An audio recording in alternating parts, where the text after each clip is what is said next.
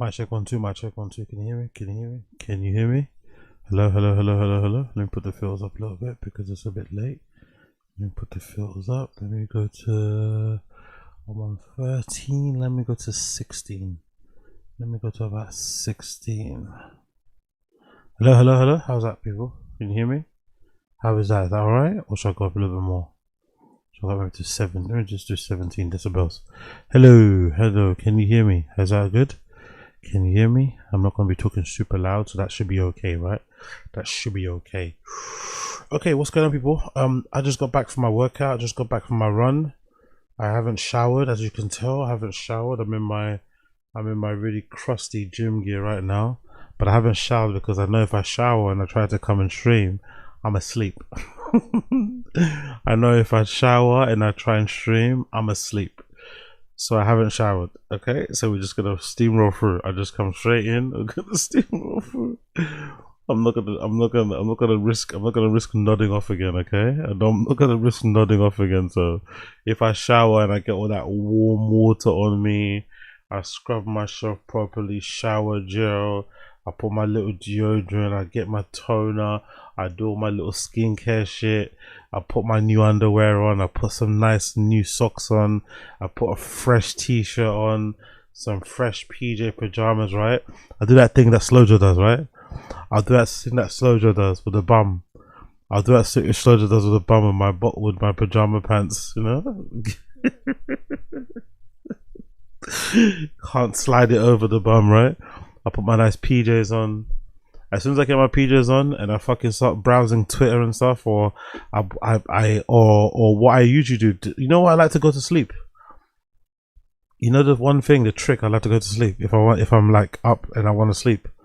You know what my trick is? Comics Explained. I love that channel. I love that guy, but for some reason, if I want to sleep, like, I love putting on his videos and then watching them and then just sleeping and wake up in the morning and like I don't remember a thing that happened, you know. I think I've rewatched the same absolute Batman video from him like a million times, you know. I love just doing that. I love watching a bit of Comics Explained and just like cocking out. So if I shower and I start watching Comics Explained, I'm dead. So we're just gonna stream. We're just gonna fucking stream. I'm also watching the America game on the other tab, by the way. And y'all niggas aren't that great at football, man. You're winning, don't get me wrong. You guys are winning. You guys are winning. It's 1-0 at the moment. But when you guys get on the ball, it's a madness. I'm not going to lie. When you guys get on the ball, it's a fucking madness. It doesn't really, you know what I mean? You guys aren't that great. You guys are not that great on the ball. Oh, Steve, what's his name? The guy that created Star Wars is just on the screen. What's his name? George Lucas, right? Oh, that stadium is fucking amazing, though. What the fuck is that stadium? What is that arena? Where's that being played? Oh my god. Los Angeles Stadium. Yo, the screen. So I'm dribbling. Wow. Oh my god. Do you see that stadium? Hold on. What's that called? Los Angeles Arena. Wow. Oh my god. You guys might not be good at football. You guys might not be good at football, but you know how to make fucking arenas. Oh my god. That's where they're playing it. Wow. Yo, do you see how they got the screen? Okay, you can't see it on here, but I will show you the game. But the screen is like, it looks so cool. It's like above like that in a circle, isn't it? I've never seen that in a football game ever. I've never seen that in a football match ever. Like a screen like that. Oh my god. That's where they're playing it. Hold on, let me see if I can pause it and I can show you what it looks like, because that arena is just, oh my god. Oh my god. Hold on, let me see if I can find it. Bear me 2 seconds here. Oh, Bill Gates is there too. Bill Gates is watching the game too. They did a little break. Bear me. Yeah, there. This. Look at this. That's what I saw. This is what I saw, and it made me gag. Can you see that on the screen? This is what I saw, and it made me gag. Oh, look at that. Look at that. Look at that. Like, that's something out of a spaceship. Oh my, look, and it's double-sided too. You can see it from the outside and the inside. All angles. Oh my god, mate. That is a stadium. That is look how high your seats go. That's when you say nosebleed. That's what you mean, right? In nosebleeds. Look how high up the seats go. Wow. American stadiums are fucking something else, aren't they? Look how high they go up. God almighty, that is incredible. That is beautiful, mate. That is absolutely beautiful. Honestly. Anyways, let's move on from that one. I can't actually watch the game, unfortunately, because I'm here with you guys. So, you know, here we are. Let me just double check. Paraguay got the ball. Paraguay are pretty shit. I'm surprised. I thought Paraguay would be better. I'm not gonna lie. I thought Paraguay would be way better. I just assumed all South American teams have a little bit of something about them, but they ain't that great, man. Paraguay aren't that great. Paraguay aren't that great. Anyways, let's continue. What's going on, people? What are you guys saying? Thumbnail Chunky, hello. The only UFC pre-fight press conference is also live. Yeah, fuck that. I don't care. Actually, no. I do care. Let me see what it looks like. Big up, who said that to me? Big up two sources. Let me see. I want to see what that looks like, actually. Is that on YouTube, yeah? The UFC pre-fight conference. Let's see. Wait, you said UFC. Hold on, I'll watch this as well. You said what? UFC pre-fight conference. UFC... was it White House what conference? What? Let's see if that comes up. Conference. Bear with me a second here. Okay, is that it? Right there. Okay, cool. Let's put that on there. Let's see what's going on here. I want.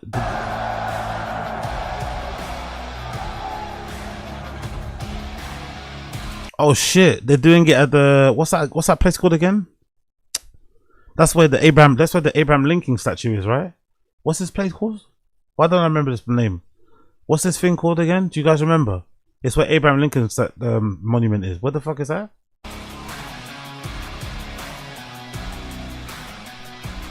Happy birthday, America! Thanks for coming out today. We appreciate it. One thing I want to touch on before we get started here.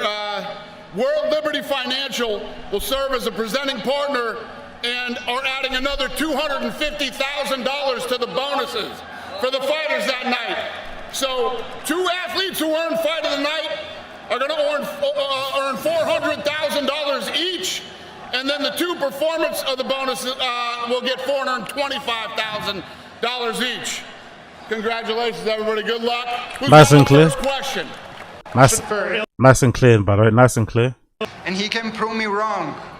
I feel that I'm the best. If you think that I'm not, just prove me wrong if you can. But I have my doubts. I know that I'm gonna take his lots out in the first round. Bro, isn't it crazy? He could hardly speak English a couple of years ago. Isn't it kind of crazy? This guy could hardly speak English a couple of years ago.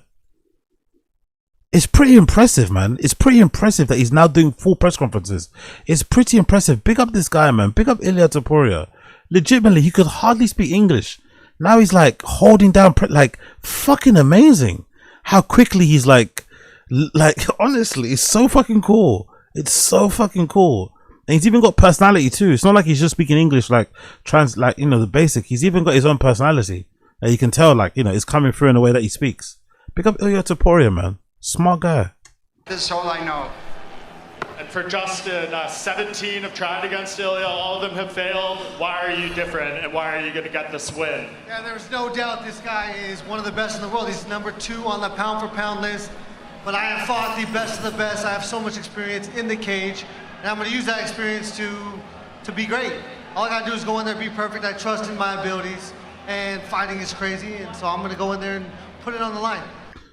There's no chance he wins, isn't it, right? There's no chance Justin Gaethje beats Ilia Topuria. Topuria's going to dog walk him, no?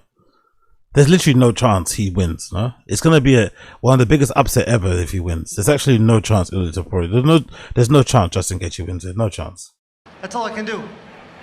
Once again, for you, Ilya, you are number 2 pound for pound right now. You've held that number 1 spot before. What are you going to do on Sunday to reclaim it? Number 1. Don't even say that I'm the number 2. For myself, I'm the number 1. What are you going to do to show that to the people who do the rankings? What was the question? How are you going to show that to the people in the rankings with this win so that knocking my opponent out in the first round. And just lastly for you, Dana White, a little delay here, had some rain last night. Has any of this actually helped you better prepare for any curveballs that could come on Sunday?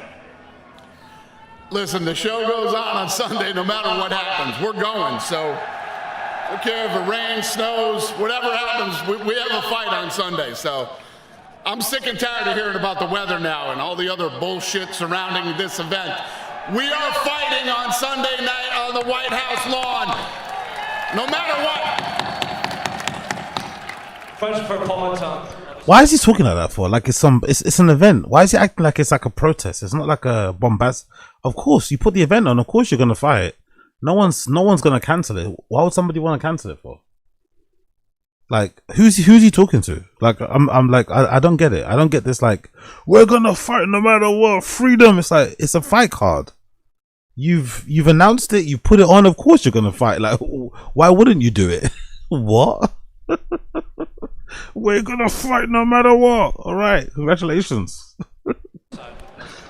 Peloton, all week you kind of downplayed the magnitude of the third belt, and you've been treating this as a normal fight week.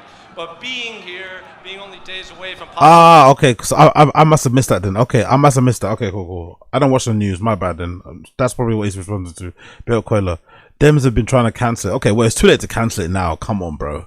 They should have been screaming about this before. Like, what's happened, by the way? Why is everyone woken up to the fact that this is happening? Can someone explain that to me? I feel like only recently the pressure's been cranking up on Dana. Like, he's been trying to explain himself a lot more. Why did suddenly everybody collectively wake up and realize, oh my God, they're fighting in the White House? This has been organized or on the cards for time. If they wanted to fucking pressure and cancel it, they should have done it ages ago. Why do they finally only wake up now? Like, I can't believe it's happening. It's like, what? Making history, being in front of the Lincoln Memorial. Does this fight week finally feel... Oh, Jesus Christ. Hello, son. Hello. bigger and the magnitude finally reaching you? Toda semana você falou, sim, são 3 For a minute there, I thought he was going to answer in English. For a minute there, I thought he was going to answer in English. I remembered, nah, he's not. cinturões, existe uma magnitude de uma conquista como essa, mas você falou, é como uma semana qualquer. Agora que você está aqui na frente do Memorial do Lincoln, com toda essa galera, começa a dar uma impressão de que as coisas são maiores? Bom, com certeza a gente sabe que é um evento gigantesco. De verdade, não participei de algo igual. Essa está sendo algo que vai ficar para a história. E como eu falei, a minha preocupação é lá dentro do octógono. Eu quero dar um show para todos vocês, para todo mundo que está assistindo. We know that now this looks like more gigantic than ever before. We see it something special once in a lifetime. And on Sunday, I just want to put a show to all of you that are watching all over the world. And to go off of that, Cyril is one of the most athletic heavyweights we've seen in the UFC. What do you make of him as an opponent, and how does the perfect fight for you play out? E ele é um dos caras mais atléticos da história do peso pesado. Como é que você vê ele como sendo um oponente? O que isso significa e como é que isso vai traduzir no domingo? Como é que vai ser a luta? Não, com certeza a gente vê que é um atleta, um adversário muito sério. É um cara que respeita, não são como outras pessoas que ficam sempre falando quando vai lutar com a gente. E eu estou pronto para isso e domingo eu vou mostrar tudo que eu venho aprendendo, tudo com a minha evolução. He's a great athlete, someone who's respectful, contrary to other people that just keep talking around all the time before fighting. But you know what? On Sunday, I'm going to show that I've evolved, that I've improved, and I'm a great athlete as well. Yeah, that's a good explanation. Big up Black American. That's a very good. I think that's the best explanation I've heard so far. They didn't care, but now they have to talk about it to pretend that they fought it. Yeah, basically that. Yeah, big up Quota too. They opened up a bunch of cases saying it's illegal to do business of the White House. Yeah, I don't know. It just feels weird. What's a pick? What? I don't know. Well, question for Cyril. All week we've been asking Alex about the third belt, making history, possibly being the greatest of all. Brendan's enemy. Brendan's biggest op. Yo, he would kill Brendan in the octagon. You know that. Brendan doesn't rate him at all. But he would kill Brendan. If they ever fought, he would kill Brendan. Brendan thinks he's fucking terrible, but Cyril Gain would absolutely destroy Brendan.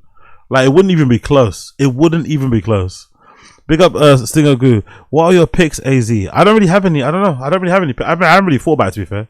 Maybe I'll tell you guys tomorrow. I haven't really thought about the picks. Maybe I'll go for the fight card tomorrow and give my fucking off the cuff prediction tomorrow, probably.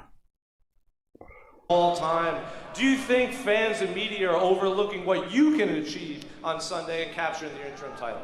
Yeah, this is my story. This is my career every time. But let's make this story together. And I have to ask, oh, is he getting booed? Is he getting booed? you make of the fan reception here? They obviously very pro Poetan here. Yeah, that's cool. That's cool. Pereira is a great athlete. He's a great champion. I think he's a great guy also. He's a good human. So I can understand.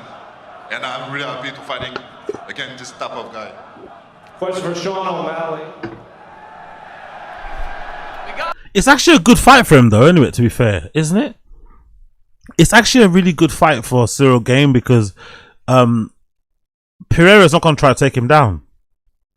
It's actually a good fight. This is actually a better fight for Cyril Gain because it's going to be all striking, all stand-up. It's actually a really good fight for him, to be fair. If there's a chance for him to win the belt, this is Cyril Gain's best chance to win the belt. His best opportunity. This is his best opportunity to win the belt. But he's also against Pereira, you know? So, yeah. Arguably one of the biggest pops when you made your entrance here. I have to ask, Eamon on the other side got probably one of the louder boos when he made his entrance. Do you feel like the American hero stepping in here? It's hard not to. I mean, we're fighting on the White House lawn. I'm fighting a Canadian. You know, I gotta put his lights out. That's simple as that. I gotta put this dude's lights out.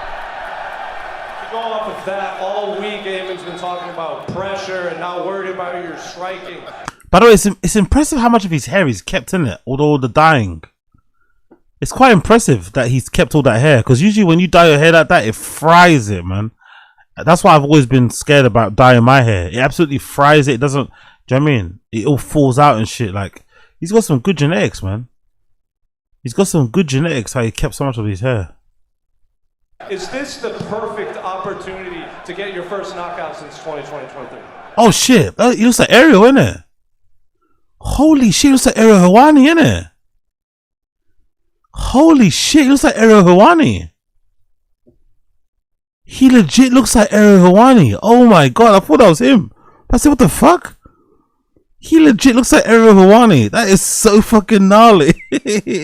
Like, if you do that, if you look through that, he looks like Ariel Helwani. Oh my fucking god. 2023. Absolutely. He grew the beard out a little thicker. I noticed. That ain't gonna work, buddy. I know what you're trying to do. That's not how it works.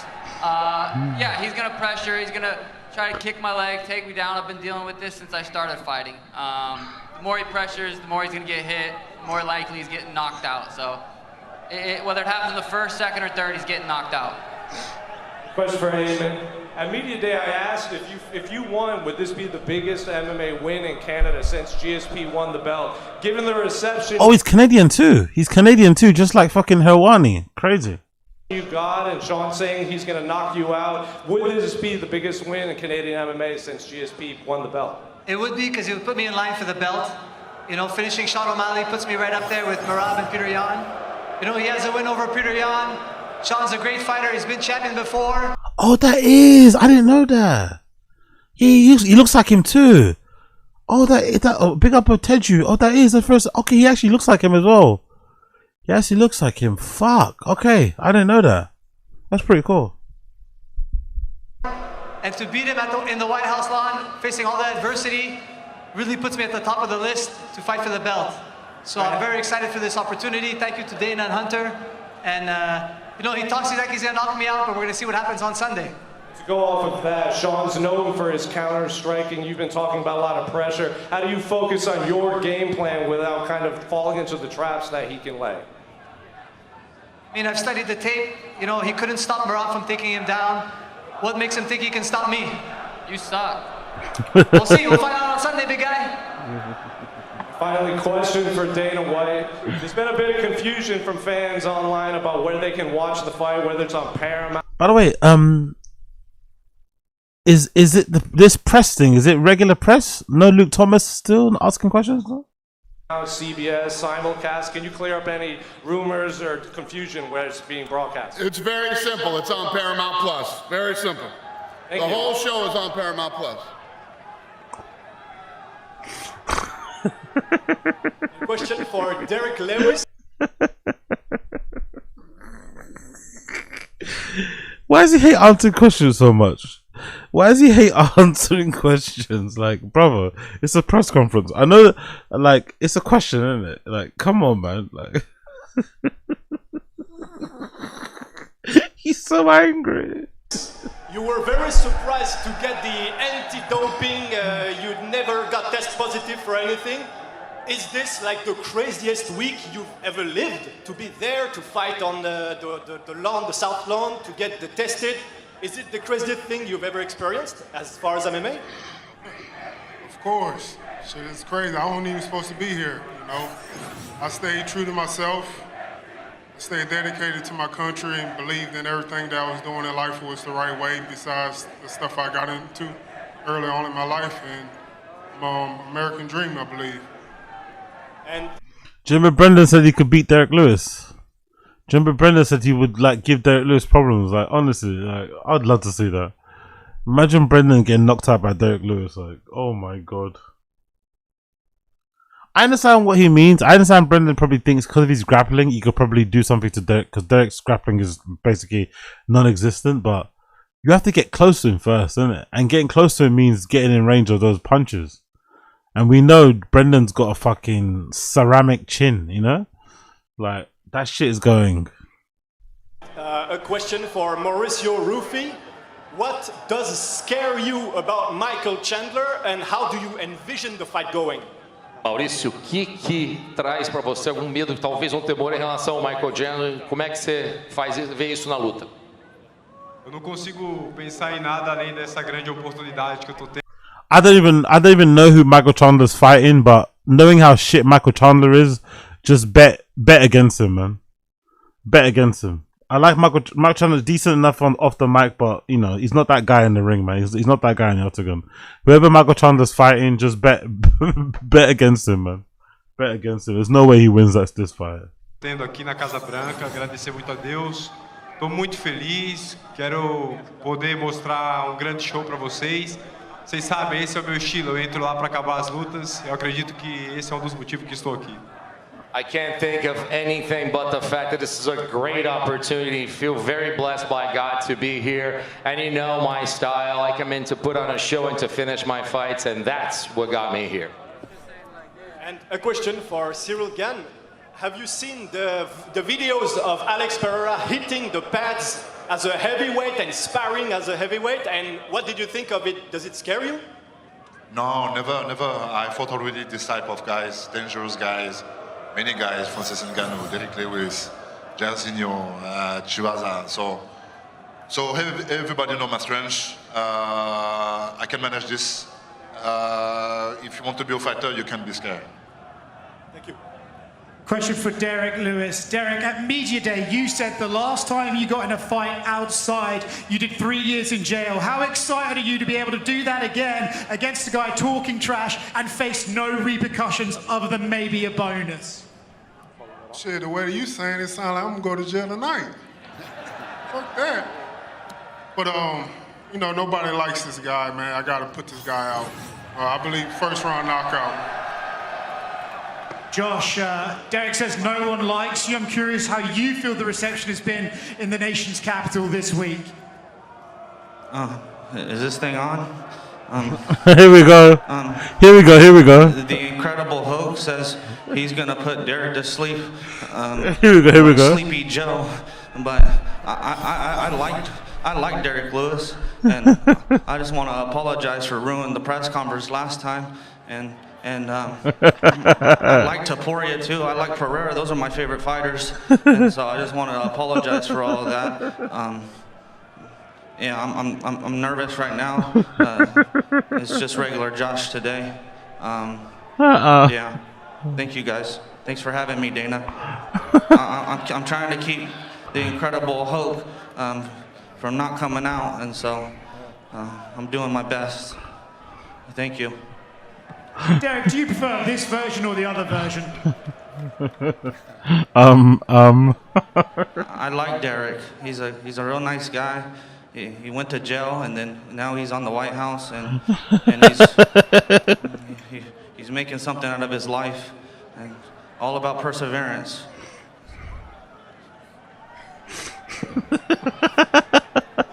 What you saying about them drugs? Sure needs some tonight. Question from Michael Chandler. Michael, you said at Media Day that this fight and this win is for you, for no. That was funnier than any of the 250 fucking comedians. That was funnier than any of Joe Rogan's crew. That was funnier than any of Joe Rogan's crew. What the fuck was that, man? Everyone else, does that mean we could finally see a conservative style Michael Chandler? I'm conservative, all right. No, I mean, Oh, roll my fucking eyes. I'm conservative, alright. Fucking hell, Michael Chandler. I'm conservative, all right. Fucking. This is who Brian Callen would be if he was a UFC fighter, honestly. This is who Brian Callen would be. If Brian Callen was a UFC fighter, he'd be Michael Chandler. I swear to God. I swear to God. If Brian Callen was a UFC fighter, he'd be Michael Chandler. He's so fucking corny. No, I mean, this one is for me. I think at 34 years old, I came over with a chip on my shoulder, had a lot to prove to the fans, prove to the brass, prove to the world, prove to the guy who was outside the UFC for a very long time. You check my resume, it speaks for itself. I fought the who's who of the lightweight division. Almost every single fight, first ballot Hall of Famers. So yeah, this one is for me. On the White House lawn for America's 250th birthday, you will see the best version of myself. There is nothing in the entire world that's going to stop me from getting my hand raised and catapult myself back inside the top 10 and catapult myself back into the title contention. I respect Mauricio Hufi, but he's never fought a man like me. Let him know, Michael Chandler. He hasn't fought a guy like you. It's going to be a real good fight. I'm really excited for it. Question for Cyril again. What means to you to be involved with the greatest fight of French MMA? And do you have a message for all your fans over there who will watch overnight? Yeah, at first, thank you to be behind me. Thank you to believe on myself. And do you have a message? Massage or message? Do you have a message for your French fans? Do you have a massage? To be fair, Cyril Gans, that's the thing. Brendan's hate for this guy is weird because he seems really nice. He doesn't have a mean bone in his body. He literally seems really, really chill. Cyril Garrington's really, really chill. Like, there's like literally nothing to hate about him, you know? Like, Brendan fucking hates him so much. It's so funny. And yeah, always the people talk to me like I'm surestimated. If I'm here, it means something every time. Thank you. Cyril Gane's a real good athlete, and that poses a real big threat to Pereira. He likes to be nonchalant, and Cyril Gane, he's really fast. He could play all the sports. The Incredible Hulk says he's the best athlete up here, but I think Cyril Gane might have him beat. He could play all the sports, and that's going to pose a big threat to Pereira. He can play all the sports. Come on, man. He's hilarious. He said it like twice. He can play all the sports. And we go say, have you seen him dunk? Have you seen him dunk? Pereira's in big trouble. Have you seen him dunk? He's taking a piss. Cyril Gane doesn't know whether to laugh or to be offended or to laugh, you know? Oh.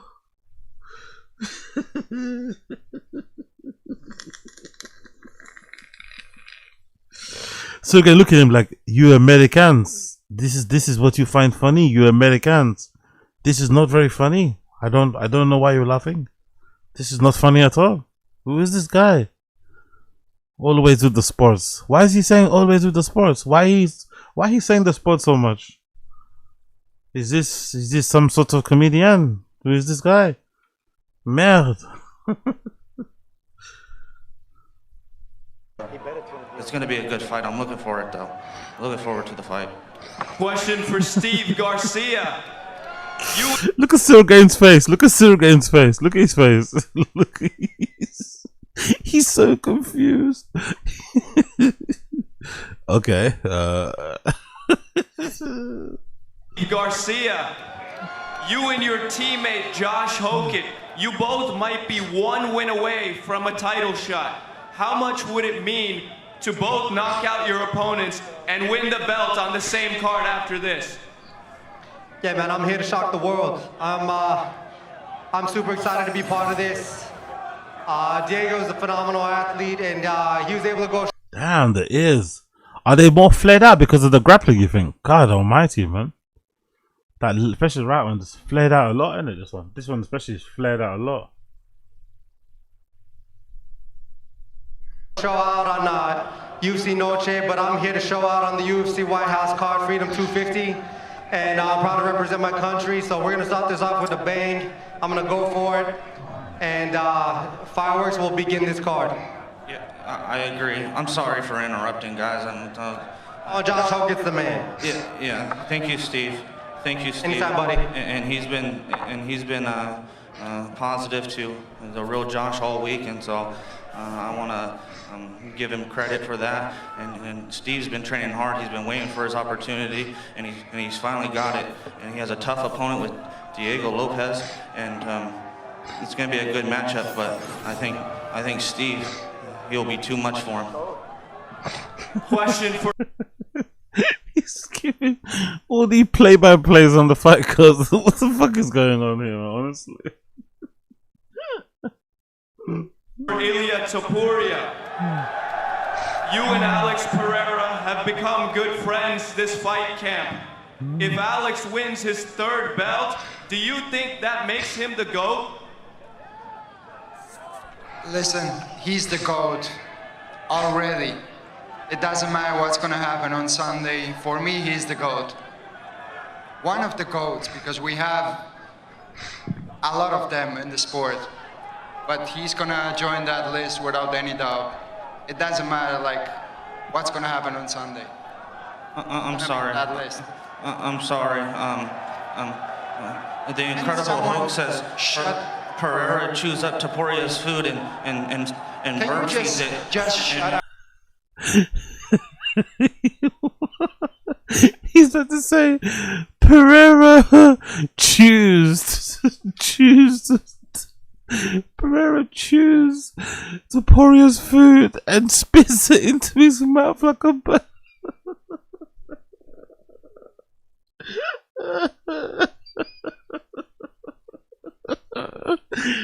Oh my god. Oh my god. I'm sorry. The Incredible Hulk says Pereira chews up Topuria's food and bird feeds it. Just shut up. Birds feed it in his mouth. Can someone just I'm sorry. shut this guy? Topuria, I'm a big fan. Topuria, I'm sorry. Shut up. I'm sorry. Topuria is probably my favorite fighter. I'll be honest. He knocks everybody out. Very much, And but so, shut up. I'm Just sorry. shut up. Just sorry, shut up, Topuria. bro. Birds feed. The Incredible Hulk says he birds feeds. Pereira chews up your food and bird feeds it to you, like a baby bird. I'm sorry, Topuria. I can't stand this. No one likes me because of the Incredible Hulk. He's ruining my life. I hope Derek Lewis trained hard for this, and so he could stop. You know, he could stop this madness because I'm tired of it. I got no coaches. I got no friends because of the Incredible Hulk. No one likes me, and so. Who's got the next question? Question for Kyle. Just feels like a few feet in front of the Lincoln Memorial. This is really living your American dream. Can you touch on what an opportunity this is for you, especially against someone as talented as Bo? Yeah, you know, throughout my career, I've dealt with ups and downs. You know, not being in the UFC for a little bit, building my way back up, getting back here now to be on the White House against a very talented opponent. Looking forward to getting my hand raised on Sunday, and yeah, making the most of it. Thank you. And for Bo, there are so many talented wrestlers, Michael Chandler being one of them, in the UFC, but it just feels like every time you step in the cage, you're representing wrestling. You take a lot of pride in that, it feels like. Can you touch on representing the sport? Yeah, of course. You know, been wrestling from when I was 5 years old. My grandpa wrestled, my dad wrestled, and you know, I'm definitely representing all the wrestling community when I step out there, and I'm proud to do it. I think wrestlers are the toughest athletes on the planet, and you know, happy to represent for all of them. Thank you. And finally, for Dana, on a personal level, it's amazing what you've accomplished with the UFC. It feels like this will make you even more ambitious. As with Boston roots, would you think about Fenway? Would you think about globally with the Coliseum? What's next for you in the UFC? I don't really think about that stuff. You know, the Sphere happened because I went and watched a show there, and then you all know how this ended up happening. I like arenas where fans can get a great experience. I like arenas where we don't have to worry about, you know, the elements. This is obviously, I mean, look on the screens, the setup here. This is a one-of-one incredible event, and I love it, but I'm not looking to go outside anymore, do anything crazy. We'll just do some arenas for the rest of the year. Thank you. Who's got the next question? Yeah, John Bernard with KO Sports. This one's for I'm loyal to default. Who the fuck are these fighters? Are they the backups? Nah, these are actually the main people. This is the thing, like, Brian, remember how Brendan was like sucking off the card? Actually, is this my thing's on? Remember how Brendan was sucking off the card, acting as if like this is gonna be the best thing ever? Like, I don't know. It's a decent fight card, but it's like, you know, it's like, it's all right, but you know. Ilya, no one has ever knocked out Justin Gaethje in the first round. You say you'll do it in 2 minutes. What makes you so confident you'll be the first to knock him out early? No one even knocked out Max Holloway. And I was the first one to take his lights out. And why not with Justin to do the same thing to him? And Justin, in the bottom of his heart, he knows that I'm gonna knock. Jesus Christ, he's talking to him like he's asking him if he wants to come over for dinner, isn't it? So why not him? Like, he's talking. That's scary. That when you talk to someone like that, he's talking to him like he's asking if he wants him to give him a drink or something. Like, God Almighty. So why not Justin? Knocked out Max Holloway. And I was the first one to take his lights out. And why not with Justin? Like, what? I'm sitting right here, mate. What do you mean, why not? Why not with Justin? We can try something. Why? We can try something. to do the same thing. Scary. It's scary. And Justin, in the bottom of his heart, he knows that I'm gonna knock him out in the first round. Not true. He knows that. Not true. Of course, you know that. You might know it, but no, definitely not. Okay. Not how it works. I don't think Not how so. I'm gonna be the one who's gonna. I don't think so. The Incredible Hulk is going for Gaethje. The Incredible Hulk is going for Gaethje.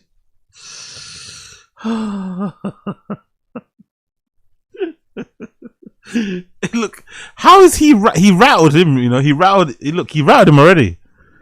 He rattled him. As soon as he started talking, he rattled him. Imagine if he loses because of this.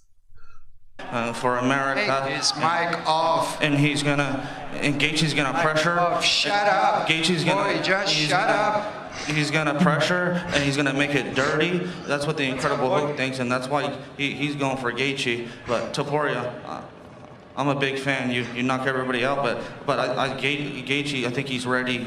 He's hungry, and yeah. Next question for Justin. You said your plan is to move forward in this fight. Ilya says that's exactly what he wants you to do. Are you sure that is the best way to beat Ilya Topuria? I am sure that my coach has come up with a magnificent plan for me. Your coach is not gonna be in there with you. We have You're gonna been be training. alone in that octagon with me. Yeah, me and you, Coach buddy. is That's gonna be how it outside. works. No one is gonna be helping you. That's how it works. And me and you, just me and You are talking can about help your you, coach no one as can help one of me. the best. I'm fighting Lord. But you are not Farquaad even out the world there. champion. That's Like, what we're doing. What makes him the best if you are not even the best? What makes him? What makes my coach the best? Yeah. Oh, Tell his me. success You as are a not coach. even the best. For sure. For sure. Yeah. What makes you coach the best if you are His not the success best? as a coach, other athletes, myself, are. That's actually a good question, though. That's actually a good question. What makes your coach the best if you're not the best? That's actually a really good question. That's gonna get in your head. That's actually a really good question. How is your coach the best if you're not the best? How? Accomplishments, his accomplishments as a whole. That's what I would say. So that makes my coach the best in the world because I won the world title in the featherweight division. I defended successfully. Yeah, you're pretty then I good. move up in the lightweight There's no division. doubt about I won it. the title. So my coach is the best in the world. My coach is I'm the best in the world with the best coach in the world. That's why I'm. My coach is the best in the world, man. And can we all get along? Boy. Greg Jackson's a good coach too. Mike Winklejohn's a good coach. Yeah, and they all got coached under Greg Jackson. I'm sorry about that. I second that. But can we all get along? Last one for Justin Gaethje. Justin, Ilya says he wants to knock you out in front of your father and your country. What did you make of those comments? And did you expect the fight to get this personal? Of course, fighting is personal. We're fucking trying to beat each other up. That's what we do. That's what this sport is. None of you guys understand how serious it is. Only us fighters understand the consequences of getting in there every single time. And for some of us, we love it. For some of you guys, you could never dream of taking these chances and taking these risks. That's what we do, though, as fighters. Question Whatever. for Ayman Zahabi. What's more important to you, fighting in front of the White House or beating up Sean O'Malley? Definitely beating up Sean O'Malley. I mean, that would be huge for my career. Doing it at the White House is the cherry on top. Gonna get all the eyeballs and show the world how great I am. Is there any extra pressure or motivation being the only Canadian on the card? No pressure on me. Sounds like he's got a lot of pressure. He really wants a knockout. He's been trying to grow out his beard for years. He's jealous how easy it is for me to do it. I shaved last week. Look how thick and beautiful it is tonight. It's gonna look glorious on Sunday. Question for Diego Lopez. Diego, it feels like the UFC call on you whenever they need Finally. a final of a fight at a big event. Is that a role you take seriously? And is that something you can promise to the fans at the White House on Sunday? Parece que o UFC sempre chama você quando precisa. É normal e você sempre gosta de entregar, né? É isso que vai acontecer no domingo? Yeah, this is 100%, you know. I think Steve have the perfect style for me, for was make a great fish fight for the story. What's Makey? I love the Brazilian Portuguese accent, man. It's supposed to Makey. The White House, I prepared for this, you know, so I don't stand one step back in this fight. So I look for the finishes, knockouts, submission. Makey is looking. Always I look for this. This happens Sunday night. Yo, what's Vic Bland's here? My question is for Hey, wait a minute. We translating that or what? Where's the translator at? He's good. You did? That was in English. That was English? That was English. Oh, shit. All right. Big Bland's It was here. Spanish to me. Last question. Go ahead. Big Bland's here. My question is for Ilya. Dana's not serious. That was English? Oh, shit. Oh, shit. He's good. You did? That was in English. That was English? That was English. Oh, shit. All right. Big It Bland's was here. Spanish to me. Last question. Go ahead. Big Bland's here. My question is for Ilya and Justin. Ilya, if you were to team up with Alex, Justin, you were to team up with Hokit, the four of you trapped in a room, only two could walk out alive. Who's gonna make it out that room? I'm gonna leave this answer to Justin. I'm not here for hypothetical questions. I have a real dangerous opponent in front of me. That's all I'm worried about. Can I interject, please? Yeah. I think Topuria is so mad because he's so short he can't see himself in the bathroom mirror. And he married a stripper from Miami. I'm sorry. Oh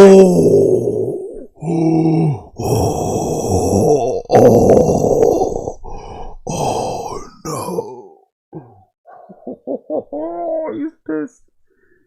That's a sore subject. That's a sore subject, bro. They're still going through the divorce now. Oh.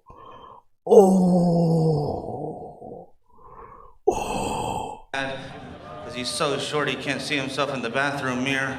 And he married a stripper from Miami. I'm sorry. I'm sorry. Incredible Hoagie. You just be getting me in trouble. I'm sorry. Topuria, I'm a real big fan though. You're still my favorite.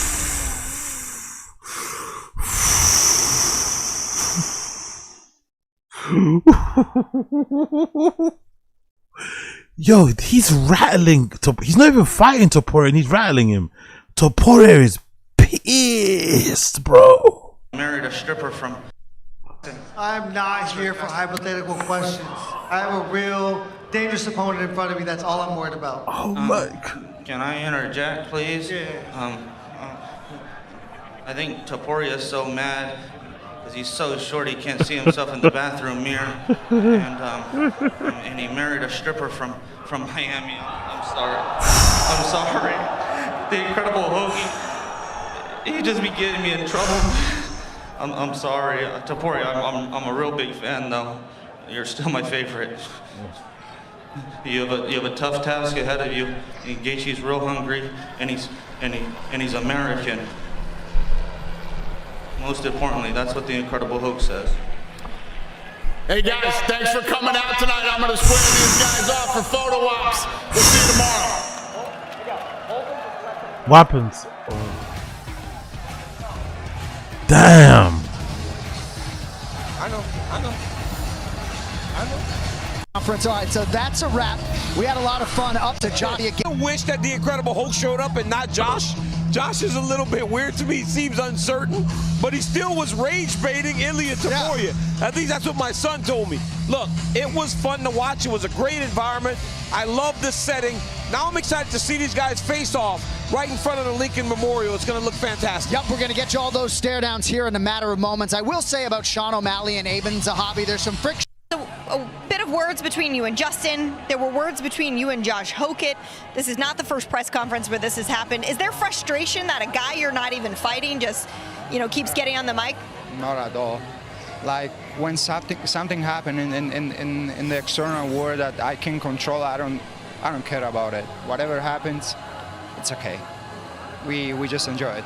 No, and I know that there's a lot of people that are very close to you that are just a few feet away that are enjoying this. What's it like to have your friends and family here, to be a part of all of this? It's amazing. I feel very blessed to have my family here, to being able to share this kind of moments with them. All I do is for them, for myself, of course, but also for my family, and I love to share this kind of moments with them. Ilia, what did you think of this setting today? We've got the Lincoln Memorial behind us. We've got the Washington Monument in front of us. It almost feels unbelievable. It can be better. It can be better. It's just unbelievable. I don't even have the words to describe it, how it feels to be here, to be part of one of the biggest events in sports history. We just visited the White House yesterday to see the stage, and I got goosebumps. I was like, just wow. Wow. All right, it's just honestly, like they're trying so hard to just do the fight card, man. No, honestly, we get it, we fucking get it, man. Patriotic 2000, we fucking get it, but they're so heavy-handed with this shit. Chill out, man. Oh yeah, chill out. Anyway, let's move on. Let's do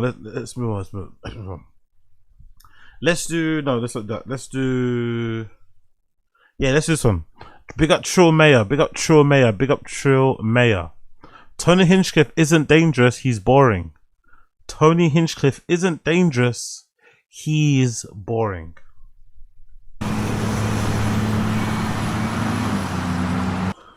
Tony, I have to thank you for everything you've done for Netflix over the last few years with your Kill Tony shows. We've been thinking Maybe it's time we give the man of the people his own special. I was built in the darkness of the Comedy Store in LA at a very dark time. Can you hear me, Tony? And if you only knew, I'm about to spill the beans on these motherfuckers. They don't even know. I'm about to give them the whole... Oh yeah, I forgot all of this stuff. I forgot all of this, like Wolf of Wall Street, Warriors Way. No, Samurai's Way. What's it? No, this Samurai. What's that book called? Anyway, but you know what I'm talking about, right? I forgot the book that Rogan always talks about. There was all this fucking shit he was spitting before the Netflix deal got announced. Do you know what I mean? Like, he's gonna come out with some fucking fire, you know? Some molten lava. Some nuclear shit. And then we get that.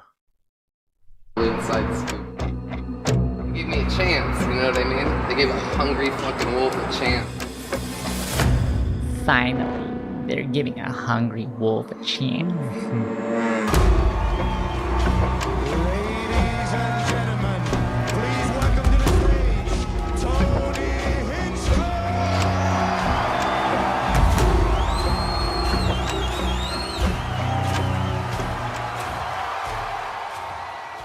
Tony Hinchcliffe finally has his own Netflix special, and let me tell you, it does not disappoint. In Man of the People, Tony covers all of the hot-button topics you would expect from one of the highly trained killers in Joe Rogan's stable of assassins. Topics so sensitive that just thinking them out loud could get you canceled. In the modern... Topics so sensitive that even thinking them aloud will get you cancelled. It's... super controversial. You can... That's really good. Oh no, it's not. That's not big up. It's not 5 Rings. It's There's a book. Is it what? Is it The Warrior's Way? The people that. What?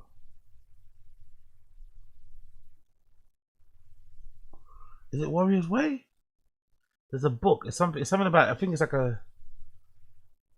Maybe it's that. Maybe it's what I'm thinking of, The Warrior's Way. But anyway, there's a book, something about warrior that Rogan also talks about. He talks about that one, The 5 Rings, but it's another one he also talks about. But anyway, doesn't fucking matter. But you get a gist. Woke era where comedy is illegal, we need free speech warriors like Tony out there telling us how it really is, with finely crafted jokes about race, and more jokes about race. Black men love eating chicken. That's clearly the black section up there. Jesus Christ. If you're wondering, like we're all wondering, how does Tony not have his own special yet? He addressed this all the way back in 2016. Took me a while, though. Took me a while just to get them to watch it. Exactly. Well, they're number 1, and it's hard to... T-Fat K. Wow, I forgot about this. I forgot he was on fucking The Fire and the Kid back in the day. And he talks about not having a special on here. Jesus. Number 1. Baby. Unless you're a girl or you're black. It's like HBO, it's all girls in African American. You said it, Brennan. I'm not saying it. Right. It's the only time in history, and it's not necessarily a bad. So Brendan was on that racist fucking sexist shit from time, isn't it? Oh, HBO is only good if you're black and you're a girl. What? Thing where you could sort of say being a white heterosexual male. It's the hardest thing to say. Because Tony isn't black or female, back in 2016 he had to produce his own special, but not anymore. The hard work paid off and Netflix decided to give a hungry wolf a chance. Yes! What the fuck is up? Who's with me? There's absolutely no reason why any comedian should come out like this. Even the Kevin Hart types that play sold out arenas really should not be pulling this shit.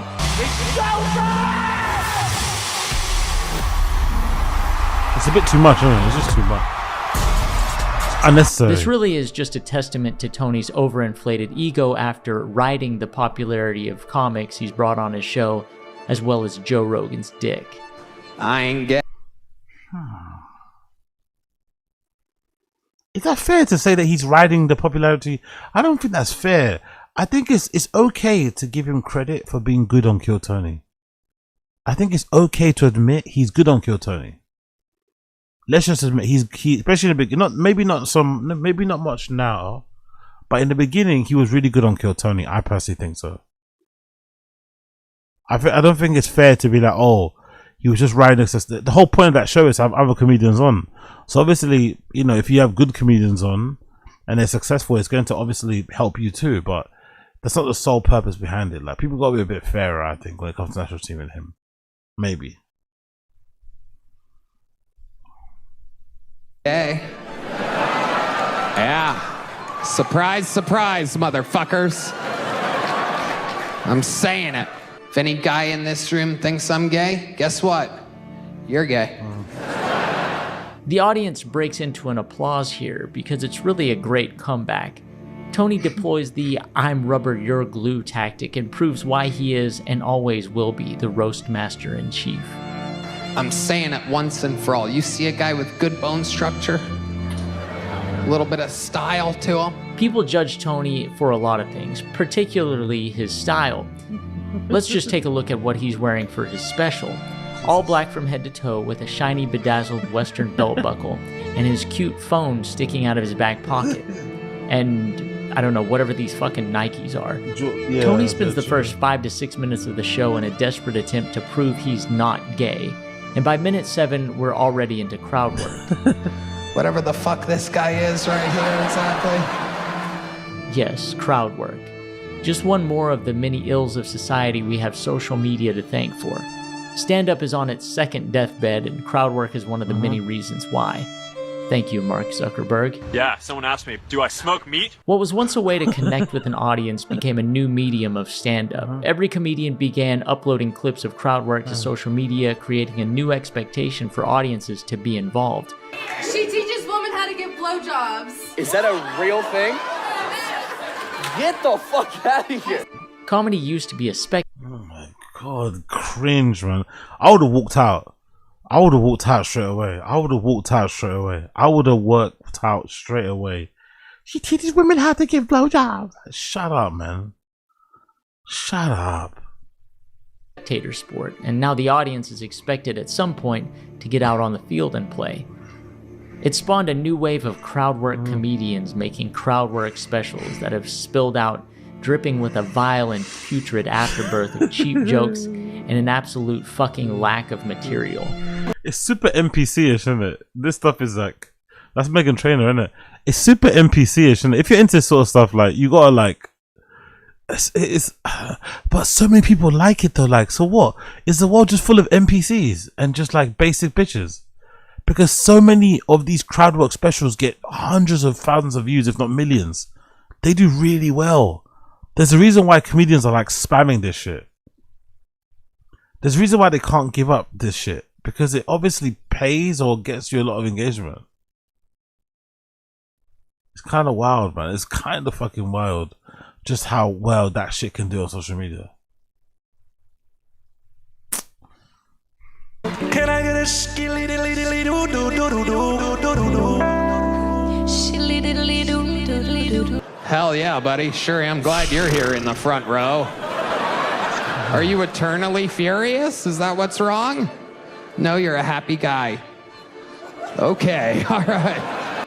Oh god, not even 10 minutes in and Tony's bombing not just in front of his audience, but to his audience. He makes a joke about black people but doesn't want to let it linger, so he immediately pivots back to crowd work around the 11-minute mark. But what you don't know, if you don't have a lot of black friends, is what I know, which is that black men do not love eating eggs. Because even in the chicken world, they don't want to be around their children.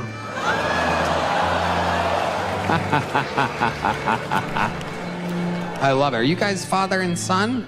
It's not that Tony is bad at... Yeah, that was such a quick pivot, innit? That was such a quick pivot. I didn't notice that at first, actually. Because even in the chicken world, they don't want to be around their children.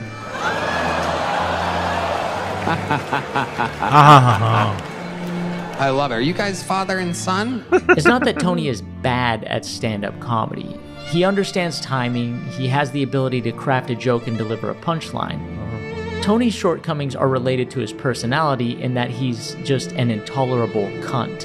Believe it or not, people, I welcome migrants to the United States of America with open arms. And by open arms, I mean like this. He's a guy who, against all odds, made it to the top, but once he got there, decided to just be an awful and disgusting human being. There's a lot going on. Like, I don't know if you guys know this, but there's literally a floating island of garbage in the middle of the ocean right Wow. now. Yeah. I think it's called Puerto Rico. Okay. All right. Okay. I've never said the N-word before on stage. But if you ever stub your toe in the middle of the night, try it. So bad, honestly, man. Tony, come on, bro. Approving this or like recording this and thinking this is the one, I don't know. Come on, come on. Yeah. It's a naughty word, I know. And I know what you're thinking. I would never say that, but if you hurt yourself, you should try. Around 15 minutes into the show, Tony tells a joke where the punchline is just an endorsement for using the N-word. There's a history of white comics using the N-word, a long, problematic history. And so it was that a young song and dance man, who was later belovedly known as Daddy Rice, was the first to bring blackface characterization to the American stage. But my opinion is, if a white comic wants to make a joke about using the N-word, they should at least have the balls to say it. So say it. Say what? Say the word you want to say. I'm not saying that I want to say it, I'm just saying that I can't. Sure you can. Say it. Say it right now. I will say it with you. Okay. If a white comedian uses a slur on stage and the joke is good enough, they'll get a pass. I wouldn't use it anywhere. No, exactly. These two We use say that on stage. on stage. You guys don't. That's that's the difference. That's the difference. And if the comic uses the slur on stage in a way that's not funny, said some pretty nasty things to some Afro-Americans, a lot of trash talk, and Stop laughing. It's not funny. I'm not going to judge the offensiveness of Tony's joke here. I won't even say whether the joke was funny, but I will say he would not have, in this instance, gotten the pass. And therein lies the issue with the special. Tony is making his best desperate attempt to be a shock comic, walking the razor's edge of hilarity and offense, but never quite gets where he's going. That's partly due to the jokes just not being good, but also because in a time where free speech martyrs insist an offensive joke is an act of courage and consequences are public execution, the Overton window has shifted to the point where the audience has become numb to provocation. A comedian can just... I wouldn't say we're numb to provocation, we're just more sensitive to like non-jokes. I don't think that's true. I don't think the audience is numb to provocation. We're just sensitive to non-jokes. Simple as that. And maybe what you said early in the beginning about the crowd work being over, we're inundated with crowd work, maybe it's just exposed to that as well. Too much crowd work, sensitive to like jokes and not getting them, people are gonna crash out. Get on stage, say a slur, and the audience would have the same reaction as if they were just commenting on the weather. Case in point. You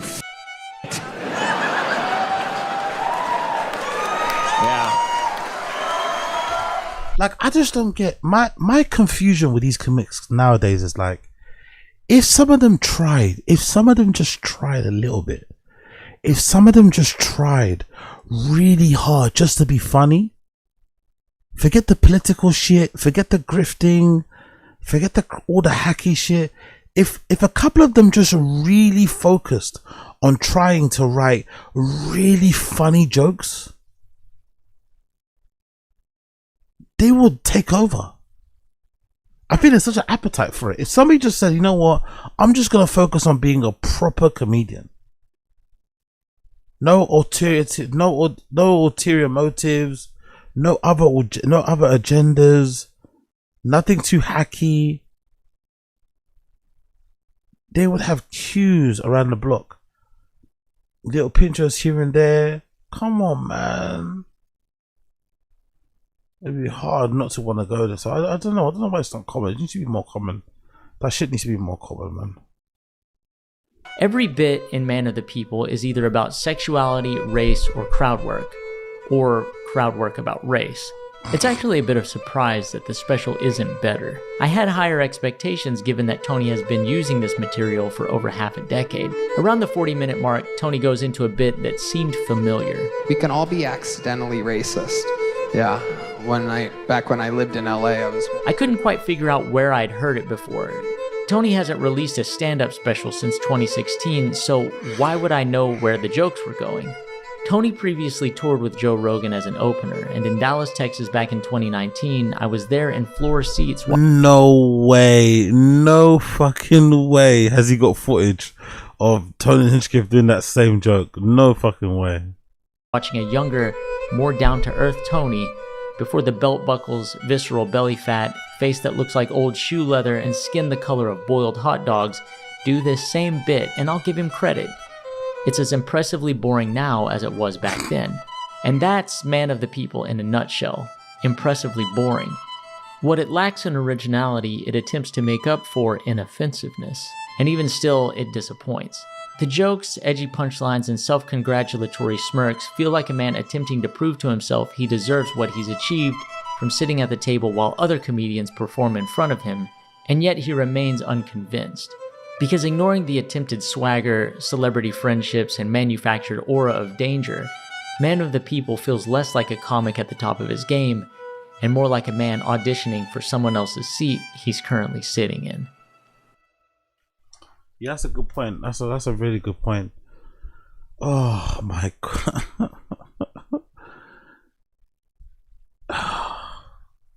Every special I watch, every single special I watch, I start to understand more and more why Brendan was so cocky, why he was so arrogant, you know, why he walked around like he shit in the sink at the beginning of stand-up. I get it. I get why Brendan has such an outsized ego, because he was outselling these guys. He was outselling these fucking yeah, I totally get it. I totally get why he was so cocky, because a lot of these guys who are quote unquote proper comedians who have been doing it for 20 years, you can't tell when they get on stage. They're so shit. They're all so fucking bad. It's kind of crazy how bad they are. It's kind of crazy. Big up Trill Mayer though. Big up Trill Mayer. That was fucking brilliant. Big up Trill Mayer. That was fucking brilliant. Let's do a little bit of Golden Hour and then we'll move on. It's a little bit of Golden Hour. All these things to do it. He doesn't seem like it, which is weird. It's not in a bad way. This isn't no, like, no, I know. No, in a superpower way. In a super, yeah. exactly. Yeah. Like if you those guys that have Asperger's who like run accounting firms. Yeah, Asperger's. Yeah. He's like the accountant. He's like Ben Affleck. Have Asperger's who like run accounting. Someone's hungry. Someone's hungry. Exactly. Like if you those guys that have Asperger's who like run accounting firms. Yeah. He's like the accountant. He's like Ben Affleck in The Accountant. You know what I mean? Yeah. You know what I mean? This dude is but somebody said it to me and I said and they said, but I watched it because he said, this is the best YouTube video I've ever seen. And I go, all right. Yeah. You're skeptical. Just try it. And then it just... All right, but a little backstory on this guy, though. Yeah. He does a lot of stuff like this. Like, he infiltrated a cult. Mm-hmm. You know, but the thing I like about him is his, like... So his, like, investigative power and how he thinks about how he's going to do stuff is different. It's different. So basically, in this video, there's a guy who his father owns... like $100,000 to $200,000 worth of Star Wars Legos. Now there's okay, we'll do it later. They're gonna spoil something that I want to watch myself. Oh yeah, let's go to fucking there we go. King Azuli. Big up John Bravo. Let's see. This nuclear bombshell will end King Azuli once and for all. Let's hear. Big up John Bravo Films. Big up John Bravo Films. The people that were the closest to you, they told me everything about who you really are. But up until this point, I never had it in black and white. And now that I do, and let me tell you something, you calling me broke? If I'm broke and you're homeless from that I've seen, but look at this one. Oh. The only money he's getting is from his poor mom. So you guys remember Benny, the bend over asshole, right? Well, he's going to be bending over really good once he watches this video I'm doing on him, that piece of shit. And you guys know him for being that famous PDF file and going around trying to twist that story and deny everything and make himself look like the victim while Jesus he also Christ. goes around trashing the victim. Yeah, and I'll tell you why. Because there's nothing better than being an 18-year-old getting a job from 3 different people at the same time. I'll f*** out of here. Well, we also know he goes around flaunting his cars, his $12 million mansion, saying he's a millionaire. My life is great. I'm worth over $100 million. I Wow. drive a Rolls Royce and a Lambo. I live in a $12 million home. I have 100 different properties. I'm flying private jet. What are you doing? And he also goes around making videos calling me broke. He's gonna give his boyfriend, Johnny Bravo, $10,000 for organizing this shit. And Johnny really needs the money, as you know. He's a broke little Which I don't understand, because all the shit that he probably knows I know about him, did he really think that's such a good idea? And now I have it all in black and white, and he's not gonna be too happy when I show all you guys this shit. But winning is literally the best feeling in the world. I can't tell you where I'm at today in life. Being recognized every single place that I go. People Calm down. scream my name. Scream. Come on, man. This is delusion. This is pure delusion. This is mental illness in full effect. Who's screaming your name? Apart from your girl, your mum when she's calling you on the phone, your brother. Who's actually screaming your name? Let's be real. No one's gonna scream your name. To just get a photo. Women come up to me and tell me that I'm the greatest man they've ever heard speak. So before we get started, I want to clown this bitch a little bit. Because, it's something that's been on my mind, since I first saw his face. What's that? And I know Dubs saw the same thing too. You guys remember that TV show, Friends? And there was a guy named Ross. And his face was a little fucked up, but he was a nice guy. So nobody wanted to say anything about him, right? Well, if you change his hair a little bit, add a beard, right? Look at him. Doesn't that look like bend over? And now, after seeing that, you're never gonna unsee that shit. And now another thing I want to know about him and his brother, the bend over brothers, him and Dylan. Why do they always wear matching outfits? Look at them here in the white outfits, right? Copying Peggy. And then matching bathing suits, copying each other. It's like their mother, when they dress up little twin boys. It's that same shit, but it gets even worse. Look at them here in a gay strip club dressed as strippers. What are these assholes doing? And then it started to make all this sense, because I remember remember the third guy that was with them in the room? Yeah. When they did all that bad shit to that girl? Well, look at his picture here, and he's doing the same shit, which made that whole story now make more sense to me. So now back to the main subject. We know this piece of shit is probably the biggest liar we've ever seen in this space, right? I mean, I would have believed him if he just said, yeah, I own this house and I've got a bunch of cars. Say he's got a net worth of 100 million, it's like, come on, bro.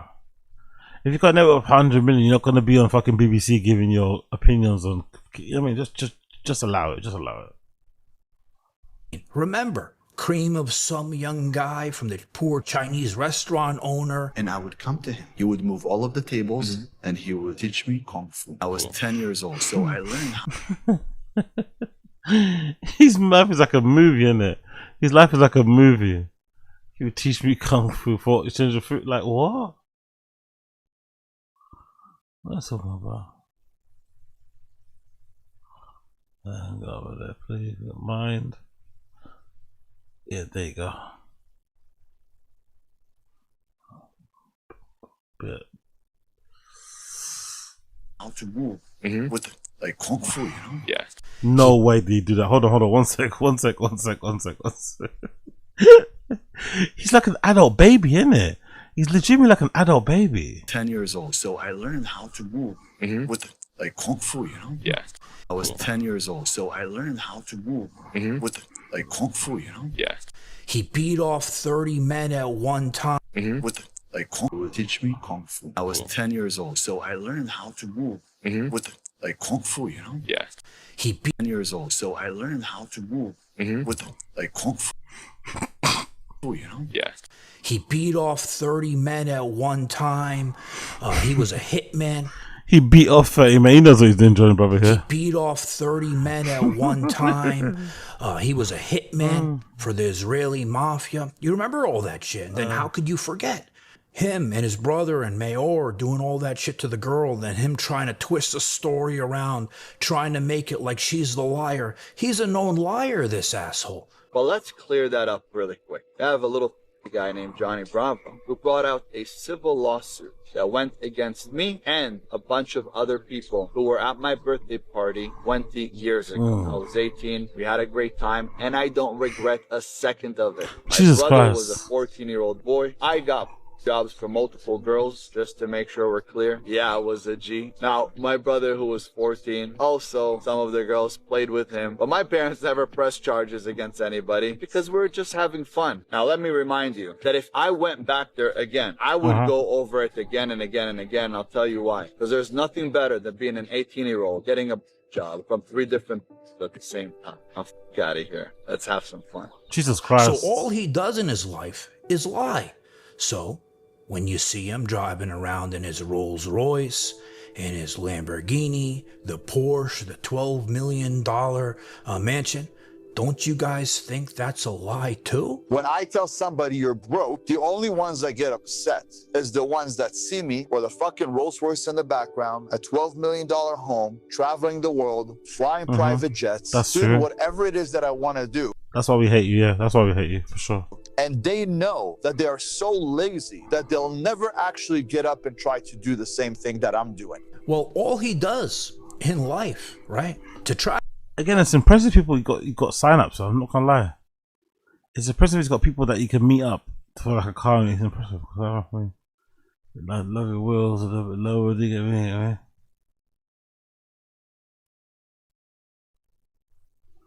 Okay, what's chin we need on? Where's chin we need on? Where's chin?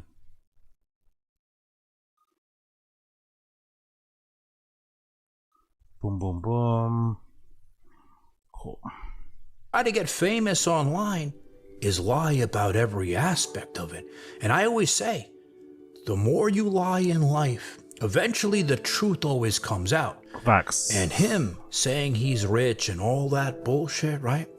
Well, recently, a couple days ago, he goes and makes an Instagram story, right? Coming after me and saying, I'm a broke bitch. I'll only fly out my but for JD, I'll fly him out. Offered to also pay for the hotel, and on top of that, I was gonna give his boyfriend, Johnny Bravo, $10,000 for organizing this shit. And Johnny really needs the money, as you know. He's a broke little.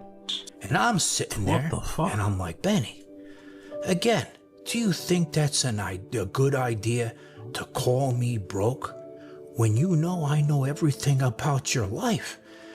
And your people, the people that were the closest to you, they told me everything about who you really are. But up until this point, I never had it in black and white. And now that I do, and let me tell you something, you calling me broke? If I'm broke, then you're homeless from the shit that I've seen, because all the lies that you have told, the shit I'm about to show the audience, this may be the biggest one. So some of you may not know, Ben was married. His wife left him probably there we go. We gotta find out why she left. Because she found out about all this bad shit about him, didn't want anything to do with him, right? Well, they filed for divorce. And for those of you people who don't know, divorce records are public. And in those divorce records, they show the financial situations of the people involved. And you guys know, if something's public record, and it shows that kind of shit, this asshole calls me broke, I'm gonna get my fucking hands on it. So first I want to say, I'm not one that likes to poke fun at others' financial situations, because listen, we've all been there. What is that? Ben Azuli, street address. Okay. Life. Oh, Mama. It's got his mum's name here, isn't it? Right? Nama. I've been there a few times. Negative. Thank God I came out of it. But this guy, because of who he is, what he's done, and because he pretends on being somebody he's not, I think the public deserves to see who he really is. So this here is the divorce paperwork. And you see how it says income and expense declaration? This is where, when you divorce somebody, you got to show how much money you were making, right? And over here, he said he was self-employed.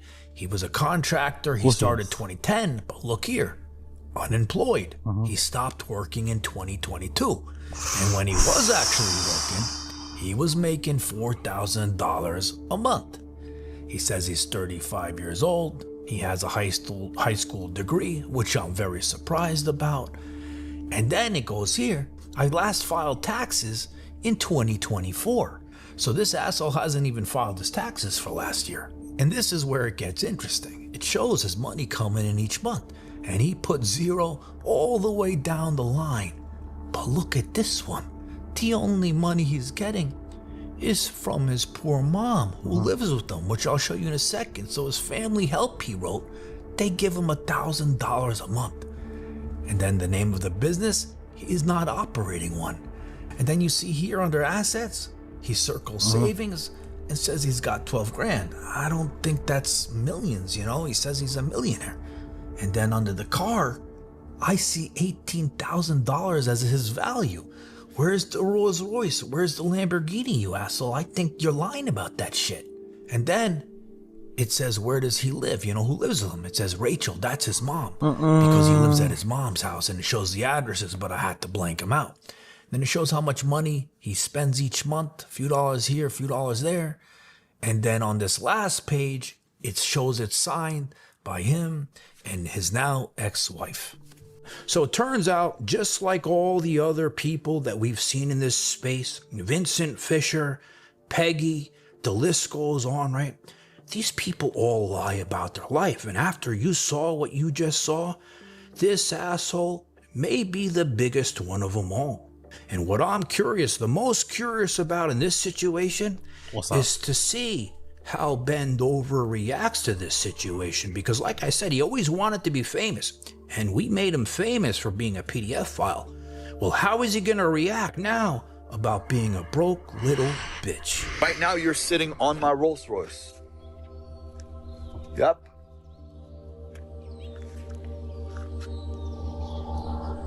My fucking mega mansion.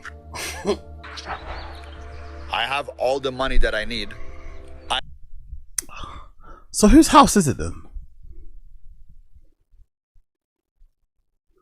If they get to the bottom of it, whose crib is that? Whose car is that then? I'm so confused about it. I don't understand this whole world. What is he renting those cars? If he's renting those cars, whose house is that? Is that an Airbnb? Those Airbnbs are not cheap unless he's living somewhere in the woods. Or so it's like he is spending some money, or is it all just a clever trick in the camera? I don't know. That one confused me. I'm not too sure what to make of all this stuff. I don't know what to make of him. Like, if this is all fake, then who owns that house? Who owns the cars? I'm extremely fit. Big up. Now you're gonna look at me and say, Big up you Diana. know what, this guy. Big up Diana. I do the same thing when I shake my head to keep myself awake. Yeah, you know what it's. You know what it is. You know what it is, Diana. You know what it is. You know what it is, Diana. Big up Diana stream chat. Big up Raymond Silva. I see you. Big up Coiler. I see you. Big up Easner. I see you. Jack Donahue Jr. I see you. Jordan Ray. I see you. Abe Martinez. I see you.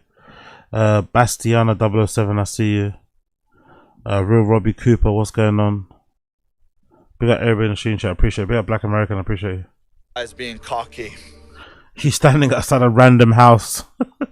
That's interesting. He's just standing. This is my mansion, like, and you just see a family coming out the front door. He's being arrogant. No, I'm being real.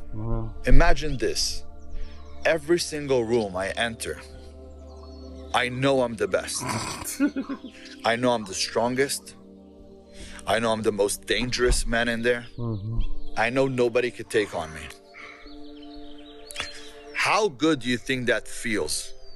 And how sad is it for other men that when I walk into a room, they feel intimidated, Whether it is physically, mentally, or emotionally because their wife is staring at me. Or possibly wants a photo. Don't you want to be that man? Not really. You know this new studio move? Do you know what kind of a... No, what the... Yeah, big up. Alright, cool. Moving on.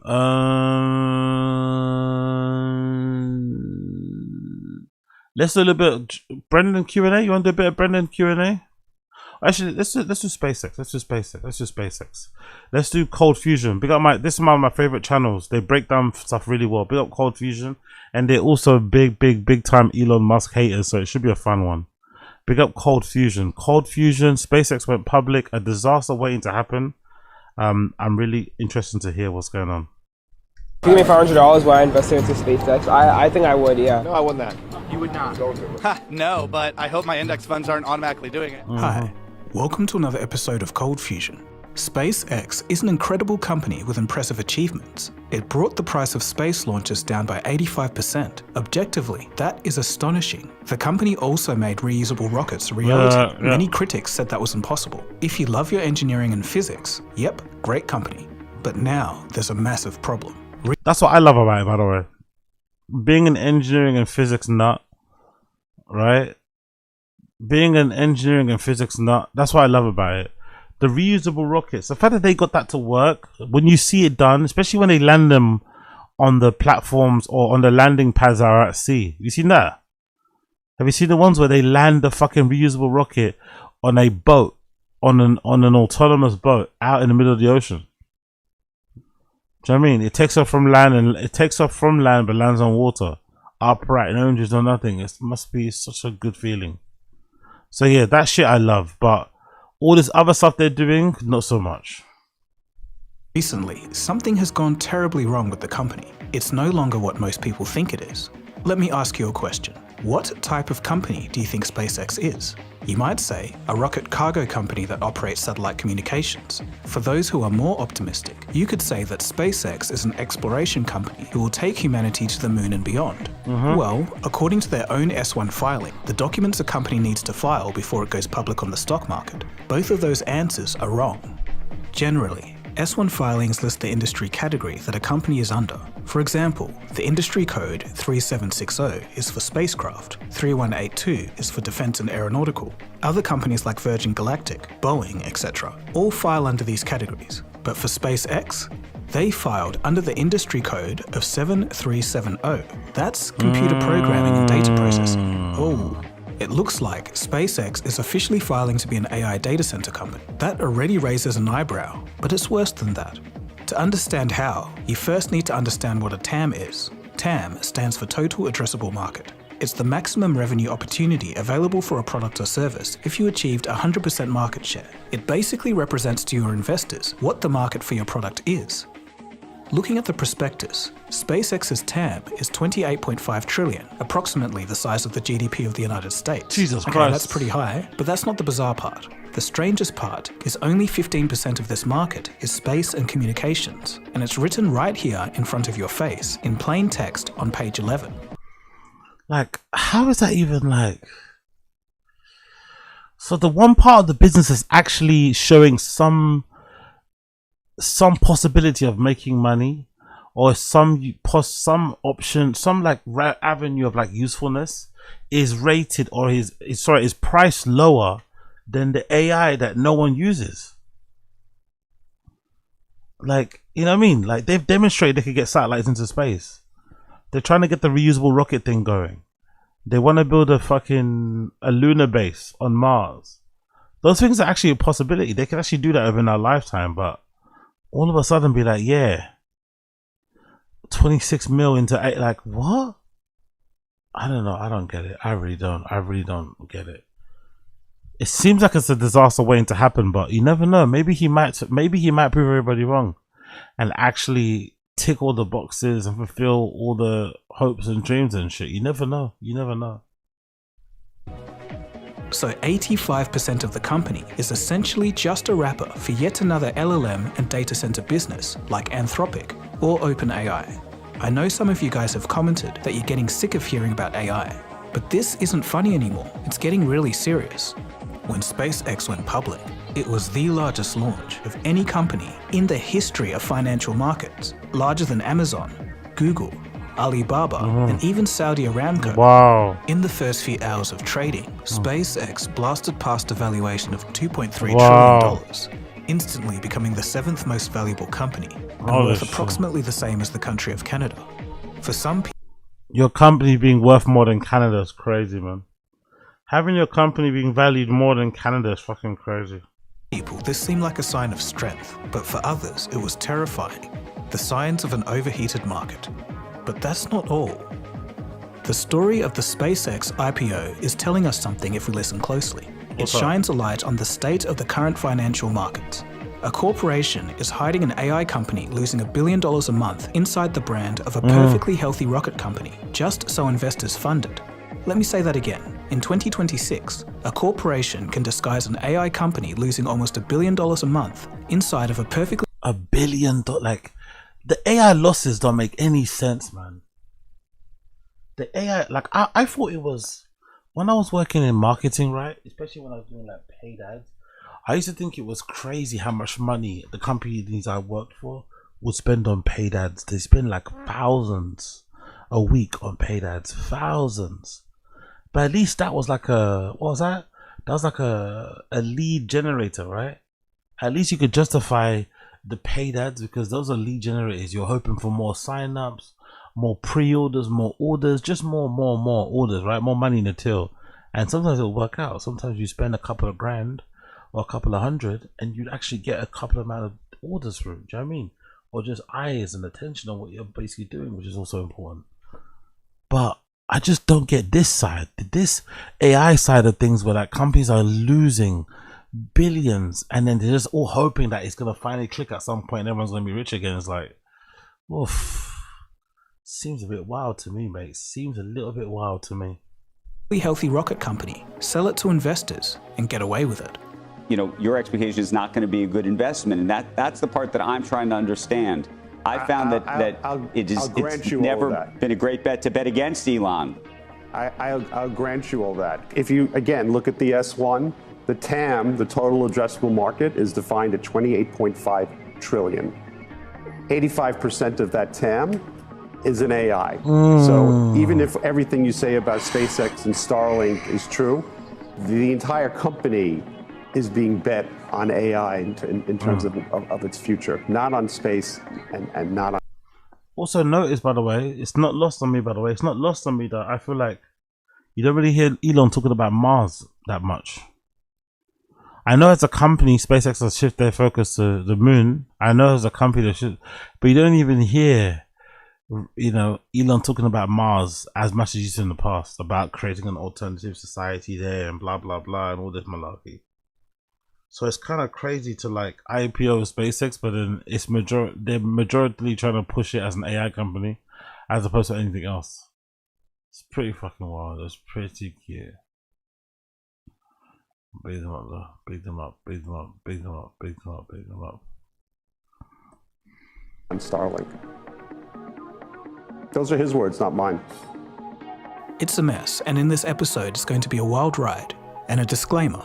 None of this is financial advice. If you want to buy the stock, buy it. If you, I would buy it, you know, just because I like a risk. I like a bet. I would buy it because just in case he figures it out. I would buy it just in case it actually works. Just in case they figure out a way to make these reusable rockets reusable. Just in case they figure out a way of making that fucking chopstick landing thing work. Just in case the base at Mars gets built and we have an actual landing base out there. That'd be fucking awesome. But I don't know. I guess we'll fight and see. Don't. But let's get into it. Big up P. I mean, Mars's work is crazy. You are watching Cold Fusion TV. There's a lot of excitement about what's going to happen. Everything they can possibly do to guarantee a pop is being done. This is going to become the largest company on the planet. For over 2 decades, SpaceX earned its dominance the hard and old-fashioned way. 3 catastrophic early failures, a near bankruptcy that Musk described as existential, a methodically driven slow rise, and finally, a near monopoly on orbital launch. That's pretty true, isn't it? 20 years of work, by the way. Only to then just completely scupper what they're doing and try and float as an AI company to make more money. Bit crazy when you think about it. Bit crazy. Little bit crazy. 2 hours. But yeah, intro so far. Let's go. In a company full of moonshots, if we isolate Starlink, it's the only thing that actually makes money. The Starlink internet service has a constellation of over 9,000 satellites and generated $11.4 billion in revenue and $4.4 billion in operating profit in 2025. But the rest of the company is another story, and trust me, we'll get to that. And from here, the controversy begins. When people talk about the broader market, they're referring to the S&P 500. It includes all the big names like Apple, Nvidia, Microsoft, and Amazon. SpaceX had hoped to fast-track its way into the S&P 500 immediately upon listing. This was essentially changing the rules. They were essentially forcing the general public to buy the stock. Fast-tracking its way into the index would have forced every 401k and even pension funds to buy the stock. This isn't just American citizens we're talking about, but investment funds of everyday people all around the world. Roughly $14 billion of automatic passive fund inflows going straight into SpaceX. It would have been a massive wealth transfer, but thankfully, the index committee said no. Why? SpaceX was just too risky. To join the S&P, a company first must be profitable in its most recent 4 quarters. And they haven't. SpaceX didn't meet the mark. Despite posting $18 billion in revenue in 2025, which was a 33% year-over-year increase, it lost $5 billion for the same year. So the S&P 500 refused to play ball, and now that $14 billion in passive funds is off the table. But the NASDAQ, they said yes, so there still will be some passive funding. And because SpaceX will be fast-tracked onto the NASDAQ index, major funds will be forced to buy some shares. A lot of Australian investors will be exposed to SpaceX whether they want to be or not. Exactly. Which go public or SpaceX spent years dismissing the public markets. Elon Musk had watched what quarterly earnings obsession did to Tesla. For a company that measures success in orbital mechanics in decades, impressing shareholders in a 90-day cycle seemed like a poor fit. In fiscal year 2023, SpaceX's capex was manageable at 42% of revenue. And in 2024, SpaceX was even profitable, clearing about $791 million in net income for an expense-heavy rocket company. That is remarkable. Nice. So what changed? 2 letters. AI. In February of 2026, SpaceX merged with xAI. Now the company's performance was in shambles. After the merge, the required retrospective accounting attributed to that net loss of $5 billion we talked about in 2025. xAI is a company that's bleeding so much money that it needed the public to fund it. Starlink profits alone weren't nearly enough. Career market analysts like Michael McCarthy say investors should be extremely cautious. No matter how we cut the numbers, they simply don't add up. In 2025, xAI was losing $2 for every dollar earned, burning through approximately $28 million per day. Quarterly losses accelerated through the year. By Q1 of 2026, xAI's capital expenditure alone reached $7.7 billion. That's an annualized pace of $30.8 billion, more than double the entire prior year. In that same period, SpaceX's capital expenditure had gone from that manageable 42% of revenue to 215% of revenue. Objectively, SpaceX was a great company by itself. There was no need to shove AI into it. Every dollar that xAI burns is a dollar. But he shoved AI into it just to increase the value, no? Or to make it more of an appealing thing for investors to want to invest in. That's why he squeezed it in. Or maybe just to protect it, actually. If X is not making enough money, they haven't got the advertisers back on board yet since, you know, he took it over. Maybe just a way to reveal it to the masses, you know? I don't know. It's a bit strange. That the rest of the company could have used. So to summarize, in one transaction, a focused aerospace business became a conglomerate of rockets, satellites, social media, and a chatbot in the form of Grok. Up next, we'll see some of the bizarre things happening with XAI, and then we'll take a close look at SpaceX's biggest bet, data centers in space. But first, this message is sponsored by Raycon. I want to still ask whether you're comfortable to write up no risk try something practical. Since AI is 85% of the company's proposed market, we're forced to look at how XAI is performing in the LLM landscape. So users switch between ChatGPT, Claude, Gemini, and Grok consistently. Critics argue that AI is essentially a commodity at this point. Nobody talks about Grok being the market leader, except for users on the X platform. In fact, according to some estimates, Grok only has 0.4% of enterprise use. In the AI sector, enterprise is where all the money is, so that's not a good sign. Alright, well maybe the management team is a star-studded lineup of smart people, so they'll figure it out, right? Well, perhaps not. Musk founded XAI with 11 co-founders in 2023. Today, all 11 have left. There's 0 remaining. Okay, so that's not encouraging, but that's still fine. They can still make money by selling compute to other AI companies. Well, there's some problems there too. The deals so far don't give an aura of confidence. Google entered a partnership with XAI to lease some GPU compute for $920 million a month. Sounds great, but when you look deeper into the deal, there's a strange smell. Firstly, either party can terminate the contract with 90 days notice. Okay, that's a bit tenuous, but reading further, you learn that Google has a 6% stake in XAI. And there you go, that smell gets stronger. It smells like yet more circular financing with a sprinkle of revenue boosting for the SpaceX IPO season. Okay, so what about Anthropic? Didn't they sign a deal with SpaceX in May of 2026? Yes, but the way that deal came about is hilarious. It turns out that XAI screwed up the design for their first mega data center. For some reason, they built it with 3 different types of GPUs. This meant that the fastest GPUs were just sitting there idle, waiting for the slower ones to finish. The result was that AI training only ran at 11% of full capacity according to sources. Seeing that it was useless for training, XAI decided to rent out the data center and move the training of Grok to a new one. So that's not a great sign in management competence. But okay, that's fine. The company can still make money with a data center in space. These data centers in space, man. These data centers in space. They can hardly get satellites up there. A data center just floating outside of our orbit. Like, what? SpaceX has filed with the FCC to build a space cloud of up to 1 million satellites. Orbital AI compute is targeted to begin by 2028, but launching 1 million satellites is a lot.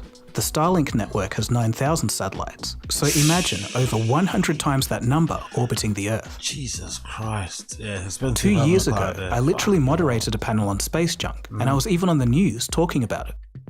Although SpaceX's satellites have autonomous avoidance systems, coordinating 9,000 objects and coordinating 1 million objects are 2 completely different challenges. I truly believe that if we don't want space debris becoming a hot topic in 15 to 20 years, sending 1 million satellites into orbit with GPU technology that will be outdated in 3 years just isn't a good idea. Damn. Or am I the crazy one here? Maybe there's something I'm missing, but it doesn't look like a financially competitive idea at all. In fact, it seems kind of wasteful. It seems like even in the best case scenario, with every new GPU release from Nvidia, the orbital data center will become less and less competitive over time. In the worst case, if LLM algorithms get vastly more efficient, or AI running locally on devices becomes the norm, that seems to me like a huge threat to the central thesis of a space data center. But I do get the basic idea here. On my last episode about data centers, I got so many comments from you guys saying how horrible it is living next to them. Some of your stories were heartbreaking. So yes, I live in North Virginia, where we have the highest number of data centers in the country. I write this long story in hopes one person reads it and learns the truth. If it helps prevent another data center, it will be worth the money, or worth the writing, sorry. 10 years ago, we had only a few data centers, and they were mostly in the government services. They blended into a landscape like corporate buildings along a highway. Then it's like a tsunami wave out the lobbied our officials to let, to say similar. Then like a tsunami out of state companies showed up in droves. Month after month, they brought up natural land, pressured our local government, who were so easily coerced, or whatever it may be. Turn your head and what? and you'll see one blocking out the sun clouds. Okay, she's back now. I don't know. She's back now, trying to be relatable and stuff. But hey, here she is. And what's the other one here as well? That's the same thing. See people wanting an alternative, but as for actually putting data centers in space, I'm just not so sure personally. So it remains to be seen how well this works out economically. From an engineering point of view, leaving aside the costs of launching that much mass, dissipating the heat radiation from the GPUs will be a challenge. In space, there's no air, no water, makes it cooler, and no convection, so radiating heat away becomes very inefficient. Okay. But this is their area of expertise, so they probably got it figured out. That being said, there are some other things to consider though. They are as follows. Cosmic rays and protons can cause bit flipping in memory, resulting in errors in calculations. Oh no. That's not great for some of the most densely packed transistor technology in existence. And also, energetic solar particles can destroy unshielded GPUs. Van Allen belt electrons degrade solar panels over time, and most devastating of all, solar flares can cause massive radiation sparks, resulting in the potential loss of the GPUs. To fix this, each satellite must require heavy radiation shielding and possibly redundant systems. Without it, the data center performance will inevitably degrade over time. All of this add mass and cost. But what do I know? Obviously, I'm not sure what the future holds, so we'll have to wait and see if this risky long shot plays out. So, if orbital data centers don't end up working, in the prospectus, there's still talk of asteroid mining and Mars colonies, so that's got to be worth a lot of money, right? Well, even so, SpaceX only believes that it's a subset of 15% of their market. Remember, 85% is AI. So when you think about it, the company themselves don't really believe that.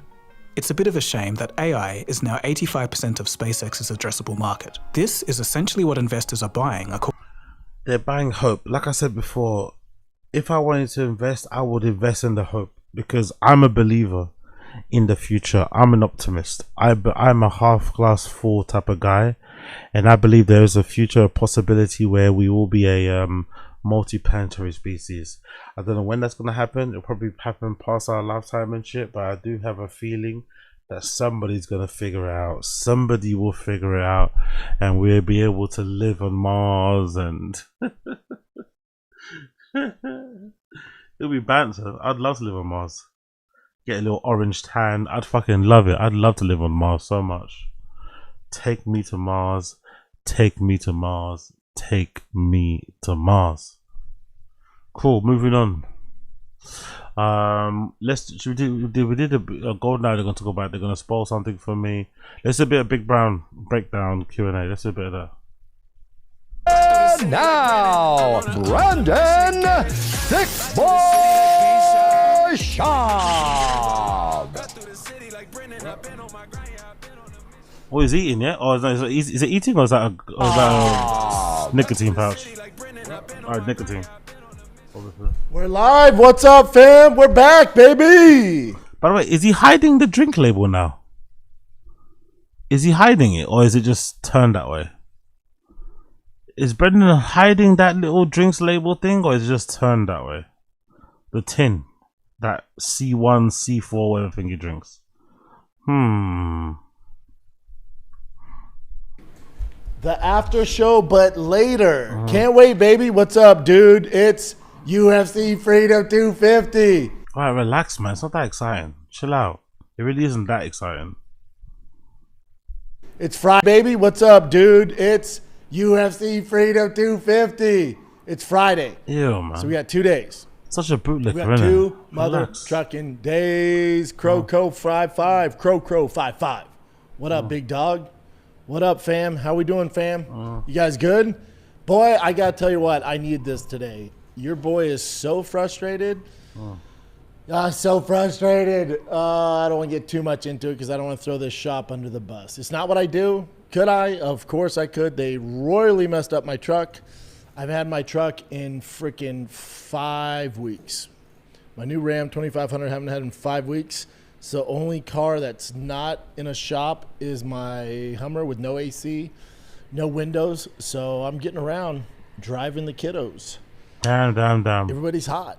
I'm so frustrated. We'll figure it out, dude. It's all good. It's all about what was it all about? It's all about UFC 250 because you can't bring me down. You can't bring me down. What do we got here? Oh, shut up. Yeah, not a sponsor. What is this? Mango Fuego. All right, little spice. Was literally just watching the pod, instantly joined the live. Love it, man. What up? We live, baby. We'll do it live. Fuck it. We'll do it live. How many times he's done that joke? How many times he's done that joke? How many times he's done that joke? How many times has he fucking done that joke? Oh my god, enough.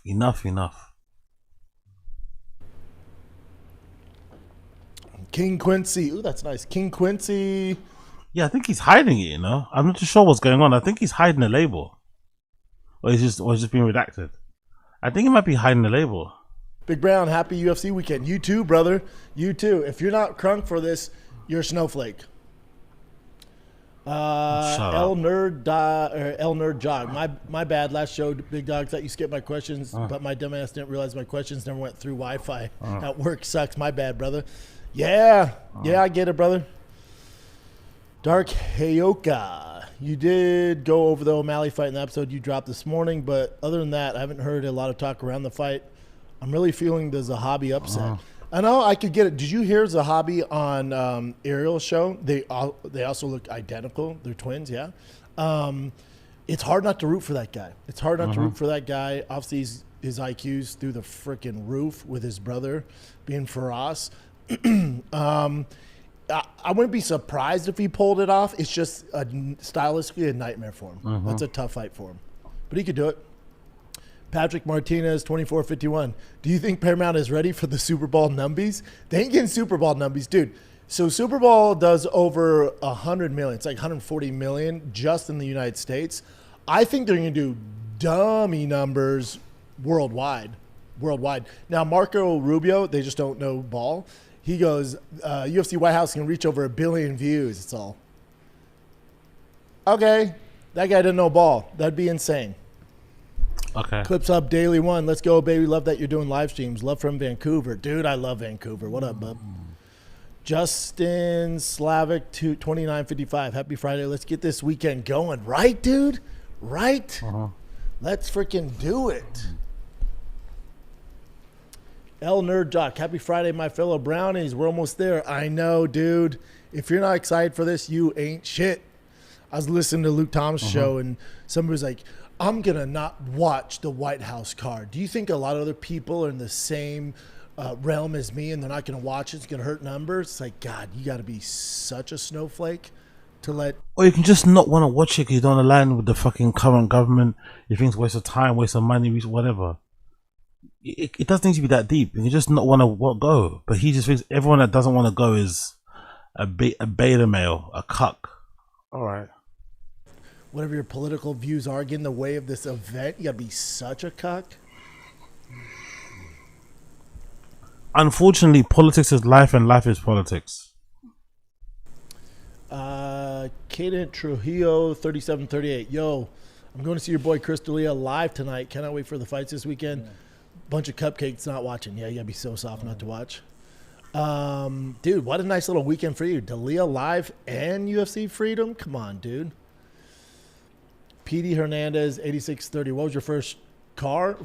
First, it was a truck. It was a F-150 flare side, red, with a 5.4 Triton.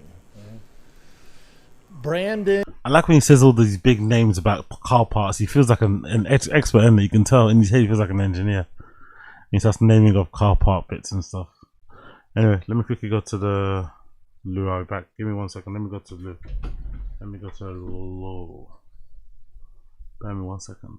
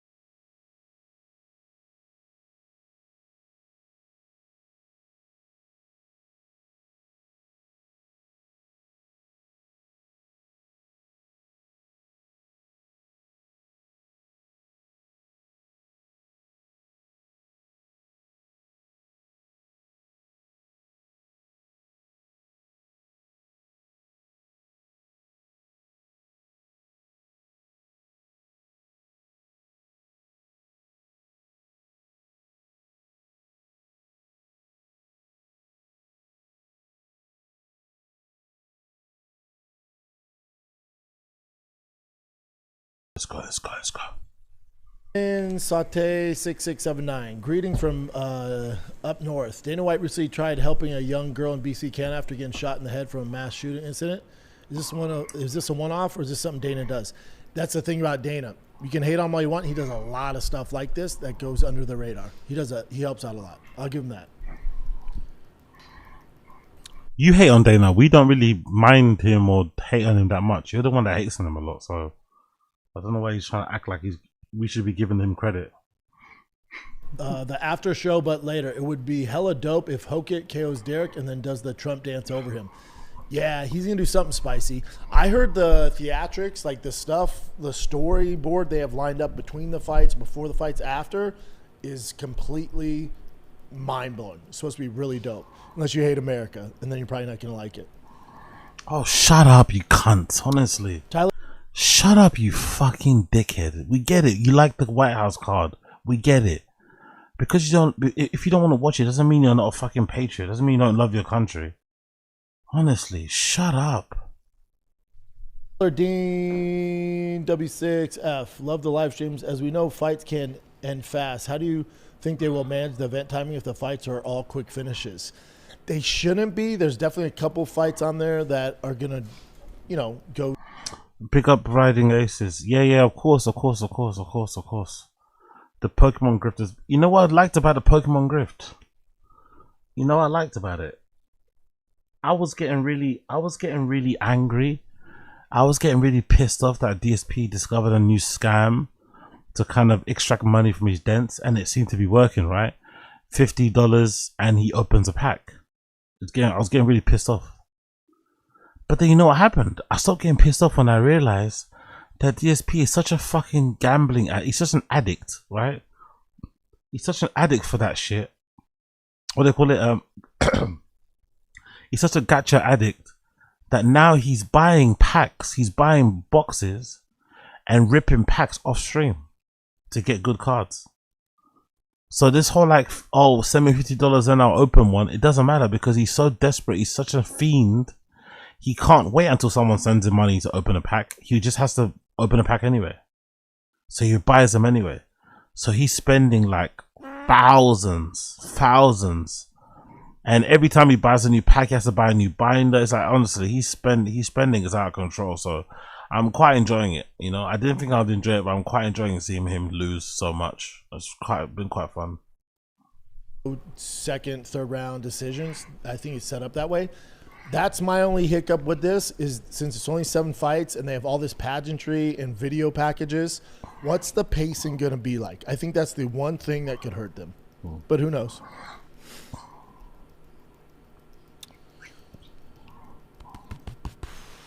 Seeing Jeff die Saturday. Jeff's one of the very best. Abel Vehico 794. Let's go, baby. I kind of like the Sunday night fight for this event. Yeah, me too. Crow 55. The setup is way different than I thought it would be. The thing around the octagon is so sick, right? It's turned out way better than I thought. When they told me it's gonna be like the Claw from freaking Netflix, I was like, dude, I don't want a part of this. El Nerd Jock, do you think Tom Aspinall will ever fight in the UFC again? It's not looking too bright right now.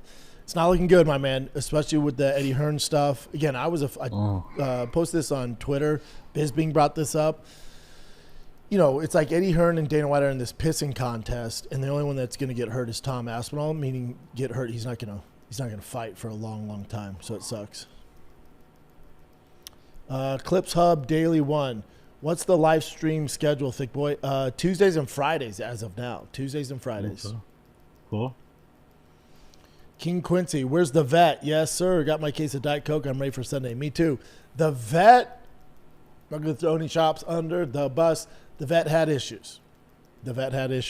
And we did a run through it, and that wasn't the one for me. I'll put it that way. Hold on. One sec. What happened here? And that type of shit bleeds into the Twitch chat. That shit bleeds into everywhere, bro. Niggas just being negative. I might come on that shit being goofy. I might come on this bitch. Y'all can call me corny. I don't give a fuck, bro. Y'all can call me whatever the fuck y'all want, but I come on this bitch to entertain y'all niggas, bro. I come on this bitch because I love y'all niggas, bro. Oh God, bro. I come on this bitch to have fun, bro. Just have fun with y'all, bro. Like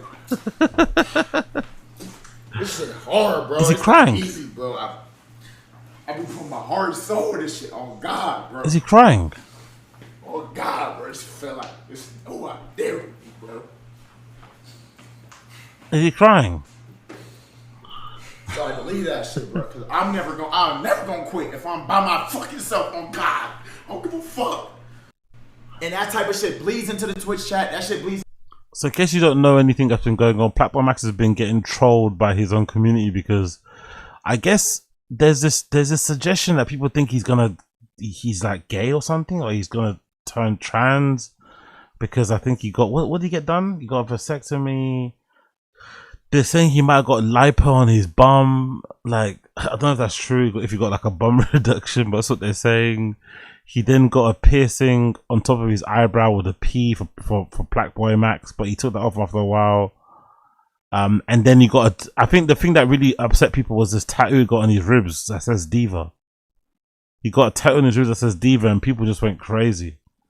And they just started, you know, calling him stuff, and I guess it's getting to him now. Or maybe he's trolling. I don't know what's going on here, but it feels like it's real. It feels like this is a real crash out. Everywhere, bro. Niggas just being negative. I might come on that shit being goofy. I might come on this bitch. Y'all can call me corny. I don't give a fuck, bro. Y'all can call me whatever the fuck y'all want, but I come on this bitch to entertain y'all niggas, bro. I come on this bitch because I love y'all niggas, bro. Oh God, bro. I come on this bitch. By the way, I do not love y'all niggas. Just in case you're wondering. In case you're wondering, I am not Black Boy Max. I do not love y'all niggas. I do not love y'all niggas. Do not get it twisted. I do not love y'all niggas. I barely love me, so I can't love you. To have fun, bro. Just have fun with y'all, bro. Like this shit hard, bro. It's not easy, bro. I be putting my heart and soul in this shit. Oh God, bro. Oh God, bro. It feel like this. Oh, I dare me, bro. So I believe that shit, bro. Cause I'm never gonna quit if I'm by my fucking self. On God, I don't give a fuck. And that type of shit. Okay, fair play. Fair play, fair play, fair play. He says he's never gonna quit. He's gonna do it by himself anyway, regardless. He's never gonna fucking quit. Big up, big up, big up, big up, big up, big up, big up, Black Boy Max. Big up Black Boy Max, man. Standing his ground. Female says just sing. I got abused. Okay, cool. Cool. Joe Rogan was absolutely mind blown when he found out Neuralink. Okay, cool. I don't, what's that? Don't care about that, to be fair. Cool. Let's see how that plays out. Let's see how that plays out. Oh, let's talk about my guy, actually. Someone mentioned it earlier. Let's talk about my guy. Let's talk about my guy. Let's talk about my guy. Let's talk about my guy. Clavicular. Clavicula's nose, man. Clavicula's nose job. I feel so bad for him, man. I feel so bad for him. It got fucked. Dr. Miami fucked up my boy Clav's nose. Dr. Miami fucked up my boy Clav's nose. I think he knows. I think Clav knows his nose is fucked. I think Clavicular knows his nose is fucked. I think he knows it's fucked. He made it way too skinny. That's the thing. It's way too slim. I think he looked better. Like he looks better with a wider nose. I think it's just too thin. That's the problem. It's too thin. And I think he's starting to realize it too. It's too thin. I think he's starting to realize it too. It's just too thin. I'm turning the music off. Yeah, it's just too thin. He doesn't. I mean, there's nothing wrong with it before. Literally nothing wrong with it. It's just too thin like that. Like, God almighty. I guess he didn't like how his nose protruded out, right? But it doesn't look good at all. What do you say? You can go. Yeah, I don't like it, man. Unnecessary. I think Dr. Miami fucked it up for him, to be honest. I think Dr. Miami definitely fucked it. I think that's what Miami 100% fucked it. Let's see, clavicular.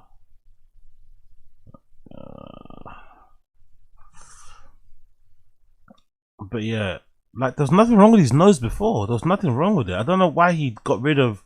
I guess he didn't like this flare. But I think that's what made his face look unique. No, I guess he didn't enjoy this, so he's made it way more straighter, way flatter and stuff. Which I don't really understand why you do that, to be fair, at all. It doesn't look great. It does not look great at all, man. And it looks like his legs have atrophied as well, innit? He's lost a lot of muscle. Fucking hell. He's lost tons of muscle as well there, but yeah, I think he's realizing it's not good.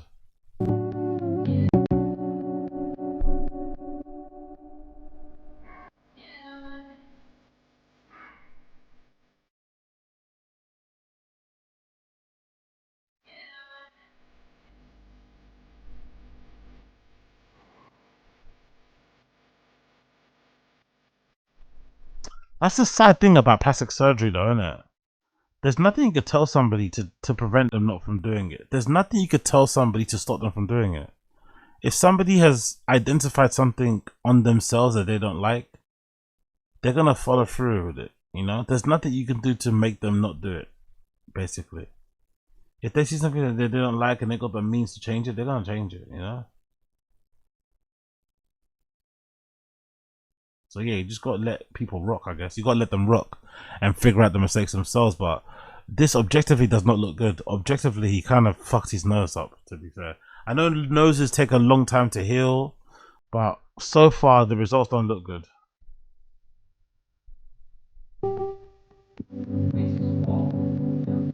It is small, yeah. You're retarded. You're retarded. You and everyone in the chat,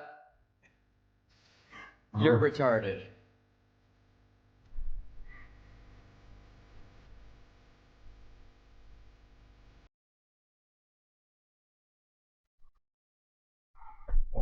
So unnecessary. So unnecessary. It really is unnecessary.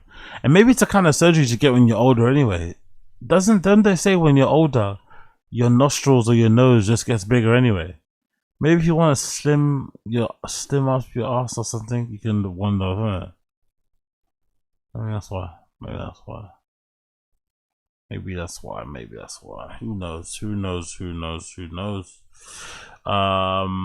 Sneaker on clavicular surgery. I don't think anyone's ever said that either. The Looks Maxer, has anyone ever said clavicular needs plastic surgery on his face? No, but the thing is, that's what he came up off so hard that he's gonna get all these surgeries. So he's like doubling down or actually standing on it. So I gotta respect it. Like Clive's whole thing coming up was, I'm gonna get permanently this altering your face to match a public persona. He's standing on it though. He said he was gonna do it. He's following his word. Yeah, I mean, I don't think he ever said he's gonna have plastic surgery. Yeah, double draw. Here's the mistake they make: is that yes, you need to have symmetry, and if you have a wonky, lopsided face, it looks weird. But it gets to a point where if it's too symmetrical, it's not attractive. You need to have some striking features, right?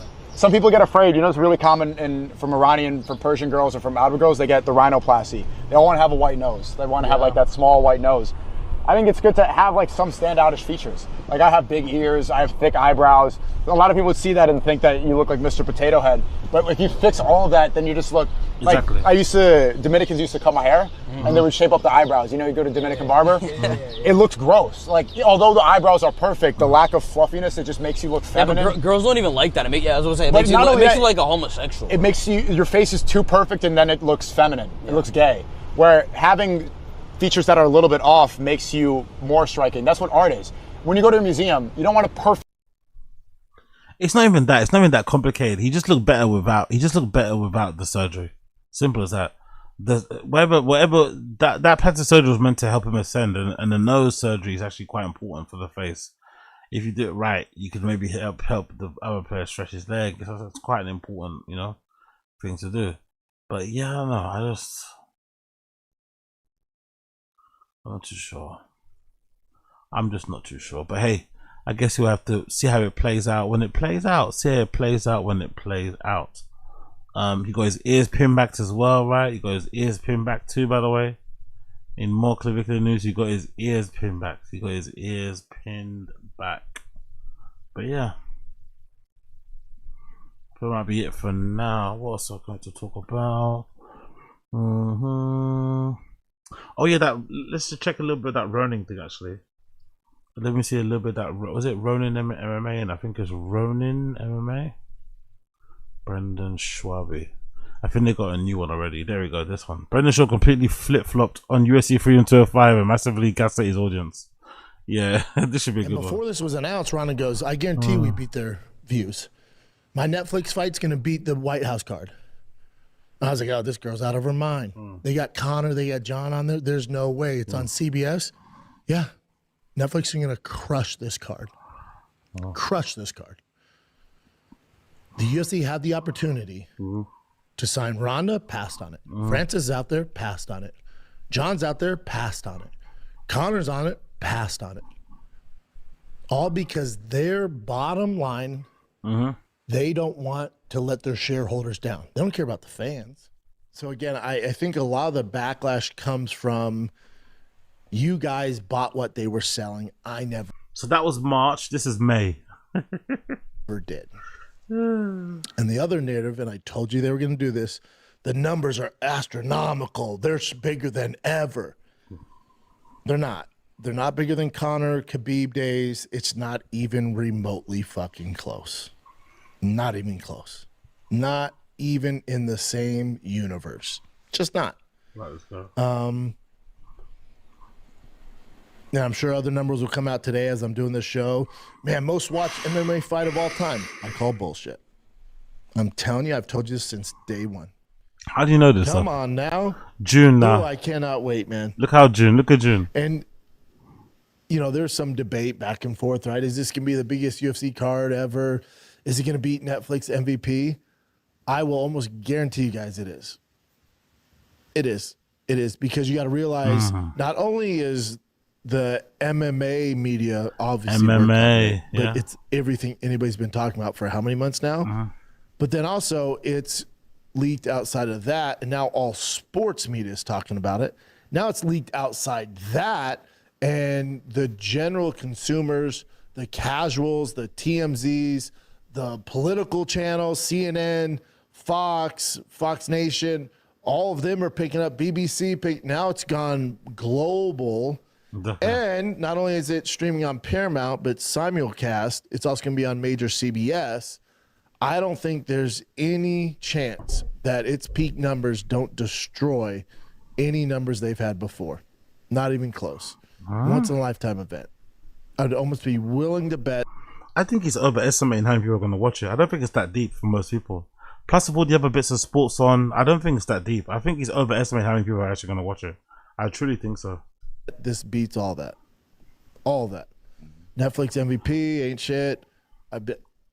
All right, guys. So for this video, I want to talk about Brendan Schaub and his massive flip-flopping on the UFC White House card, as if everything he says isn't recorded in both audio and video and then uploaded to YouTube for all of our viewing pleasure. You're going to give me constant flaming youngs multiple times a week and then months later act like you didn't. I mean, I just can't let that slide. Okay, there's just no way that I could. So what we're going to do is go over how Brendan Schaub was talking about the White House card, especially in comparison to the god-awful MMA Netflix card with Ronda Rousey and Gina Carano when it was announced, and his slow drip, complete switch up over the following months, and now is acting as though he has always told everyone this White House card was going to be the best thing ever and the most viewed event of all time. He is also trashing anyone who has a problem with it due to the people involved in this card, despite the fact that no matter where you fall on the political horseshoe, there are legitimate criticisms that could be levied, including people like Sean Strickland for his recent comments about not being allowed at the event, which, by the way, another topic he completely flip-flopped on from one episode to the next. And listen, okay, that's not to say that you should let these things ruin the entire event for you or anything like that. Now, if it wasn't Brendan Schaub we were talking about here, I would actually levy the rare accusation of gaslighting his audience, okay? But it is Brendan Schaub, so I don't know that he has the mental capacity to do so intentionally. But in effect, it is the same thing. He puts out extremely negative narratives regarding the event, causing his audience to be bummed out, not hyped up for the card at all. Brendan's basically a Debbie Downer, isn't it? If you think about it. Brendan's basically a Debbie Downer. He's a fucking Debbie Downer. Absolute Debbie Downer. Now we know why, you know, he's alone in some respects. Bit of a Debbie Downer when it comes to the content, mate. Then at a later date acts as though everyone who is trashing it is just a straight up dickhead. I would not be surprised if there were genuine Thick Boy fans who were quietly thinking to themselves, well, hold on a minute, Thick Boy Brown. Exactly. I could have sworn... Thick Boy Brown. Thinking to themselves, well, hold on a minute, Thick Boy Brown. I could have sworn you said that this card was a massive disappointment and was going to get beat out by the Netflix card. And the problem that I have is not that someone like Schaub changed their mind when more information was brought to the table, okay? The problem I have is that pretending it wasn't your take all along, and when referring to people who bought into the exact same narrative that you did, you say things like, you guys bought it, I didn't, all good. So this trial, so to speak, of Brendan Schaub's words is for those people. Okay, now let's just get to the clips. So you should be upset. You should be irate, fam, that the UFC is no longer, and they showed their cards, the UFC is no longer in the business of making big fights. Those days are over, and you should be alarmed. You should be like, oh man, this sucks. This sucks. They're no longer in hunting big game anymore. It's not their thing. They don't have to. They don't have to. They used to be a high-end, grade A steak, ribeyes, the best fish in the world. They used to make it handmade. It was exactly what you wanted. You knew exactly what you're getting. You were going to get the best of the best every time you paid your pay-per-view money. They went from that, signed a deal with Paramount, sold out. They have shareholders. Now you're getting fast food. Now you're getting shitty hamburgers. Shitty hamburgers. You're getting an influx of it. You're getting it nonstop, but you're getting it because they're making bank. They're making bank. They're making bank. And before this was announced, Ronda goes, I guarantee we beat their views. My Netflix fight's going to beat the White House card. She was crossed. I was like, oh, this girl's out of her mind. They got Connor, they got John on there. There's no way. It's on CBS. Yeah. Netflix is going to crush this card. Crush this card. All right, so this clip was back from March when the actual fights for the White House card were announced. And what I find absolutely fucking hilarious is that there is no room for interpretation whatsoever with Brendan Schaub's words. He is quite literally telling his audience to be irate at the UFC White House event and the fights that are on it, okay? Earlier in the opening, I did say that I don't think Schaub is actually intelligent enough to intentionally gaslight his audience, but I almost want to take that back. Maybe that's his whole business model at this point in time. He can seem like the guy who told you so no matter what and completely rage bait the viewers and listeners in the process, which does to some extent result in engagement for his content. I mean, this guy really fucking said that the Gina Carano Ronda Rousey Netflix card would crush the UFC White House card in terms of viewership. Throughout this entire episode, he was constantly complaining about the UFC not signing Ronda or Gina or Nate Diaz, claiming that that would be the only thing that would make the White House card as big as he expected it to be, only to completely shit on those fights at a later date, okay? But so, claim number one from Brendan Schaub, which he will be impeached on in just a little bit here, is that the White House card is basically shit, and that the Netflix MVP card would crush it. But for now, let's move on. Get the state of just fighting in general. One of the issues, one of the reasons we're here is because the UFC has claimed the crown. They've put their stake at the top of Mount Everest of mixed martial arts. They're like, we have no competition. We're the only show in town, baby. So we're going to do what's best for the shareholders, not the fans and not the fighters. And y'all are just going to eat it. We have no competition. Okay, cool. But they do. Netflix. So Netflix is going, hold on here. Well, hold on here. Francis is free. Wait, Rhonda, they turned you down? Come over here. We'll pay you. Come over here. The issue with this is it's far and few between. You got to be at such an elite level to get there on Netflix, but this is an avenue. So if I'm a John. What? Them fighting the UFC fighters, opportunity for them to fight in the UFC. What the fuck is he talking about? Oh, I missed that. What?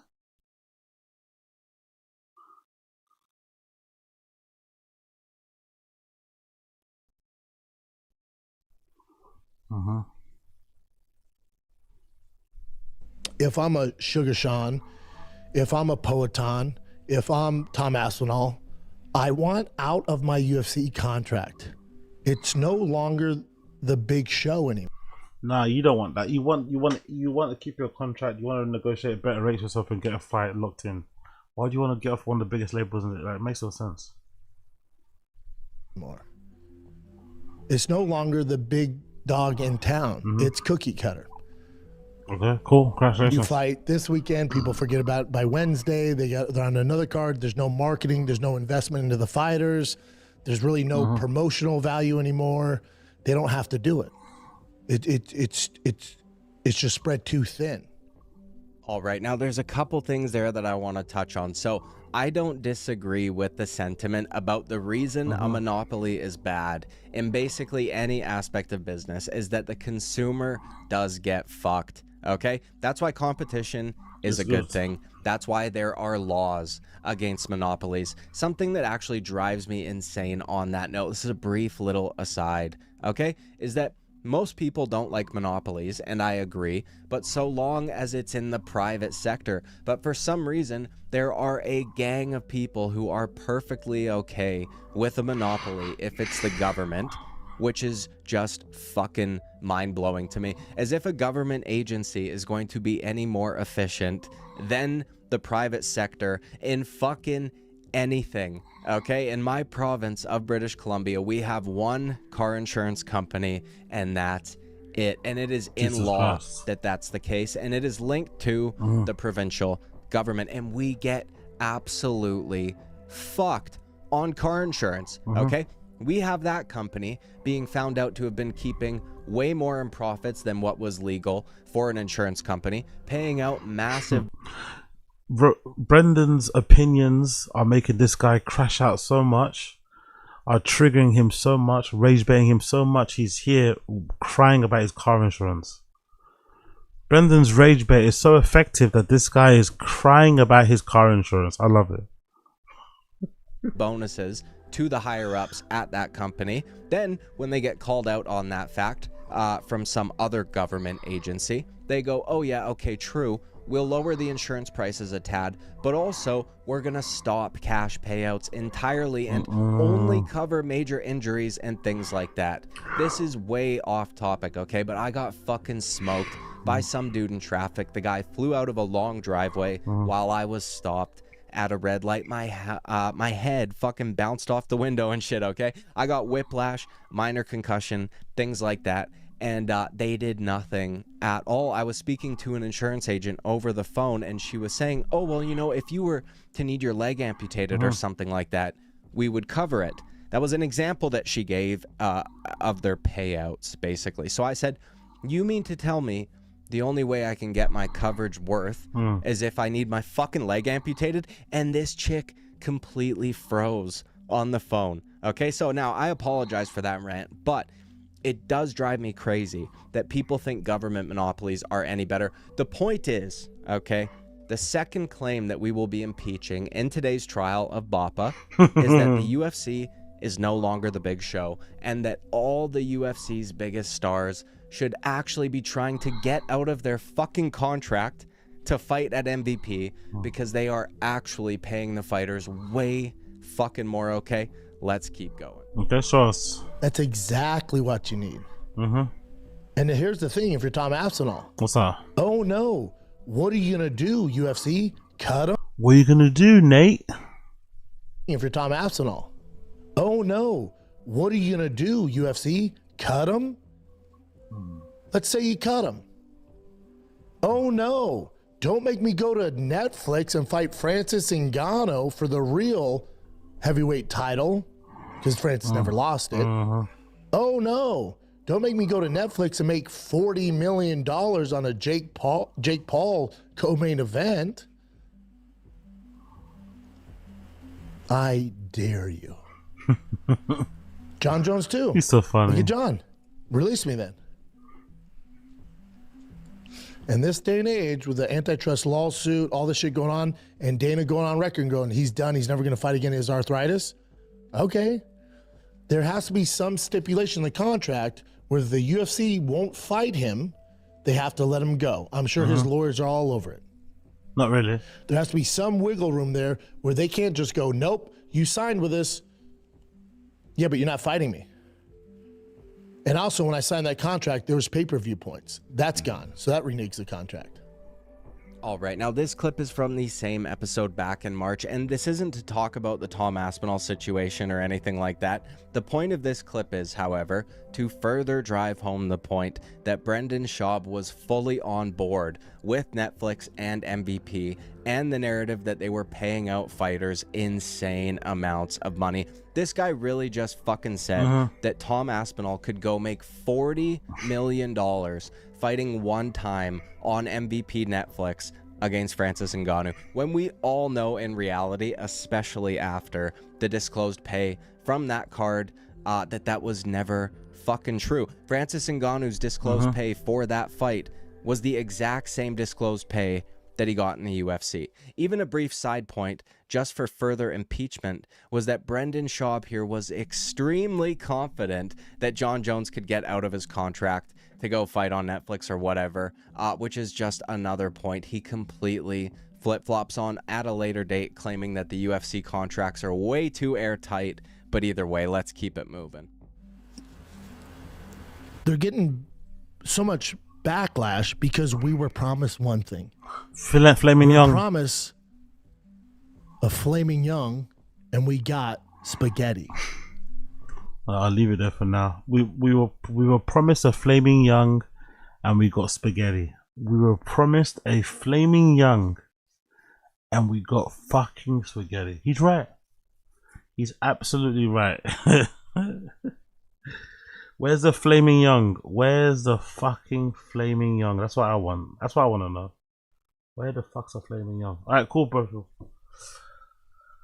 I'm gonna love you and leave you guys for now. I'm gonna go shower and then kip, and then we'll be back again tomorrow to finish the rest of these video clips. Oh, fuck my back. I'm so itchy from not showering. Yeah, we'll finish all the stuff tomorrow in the morning when I wake up. We'll finish all the rest of the stuff tomorrow in the morning.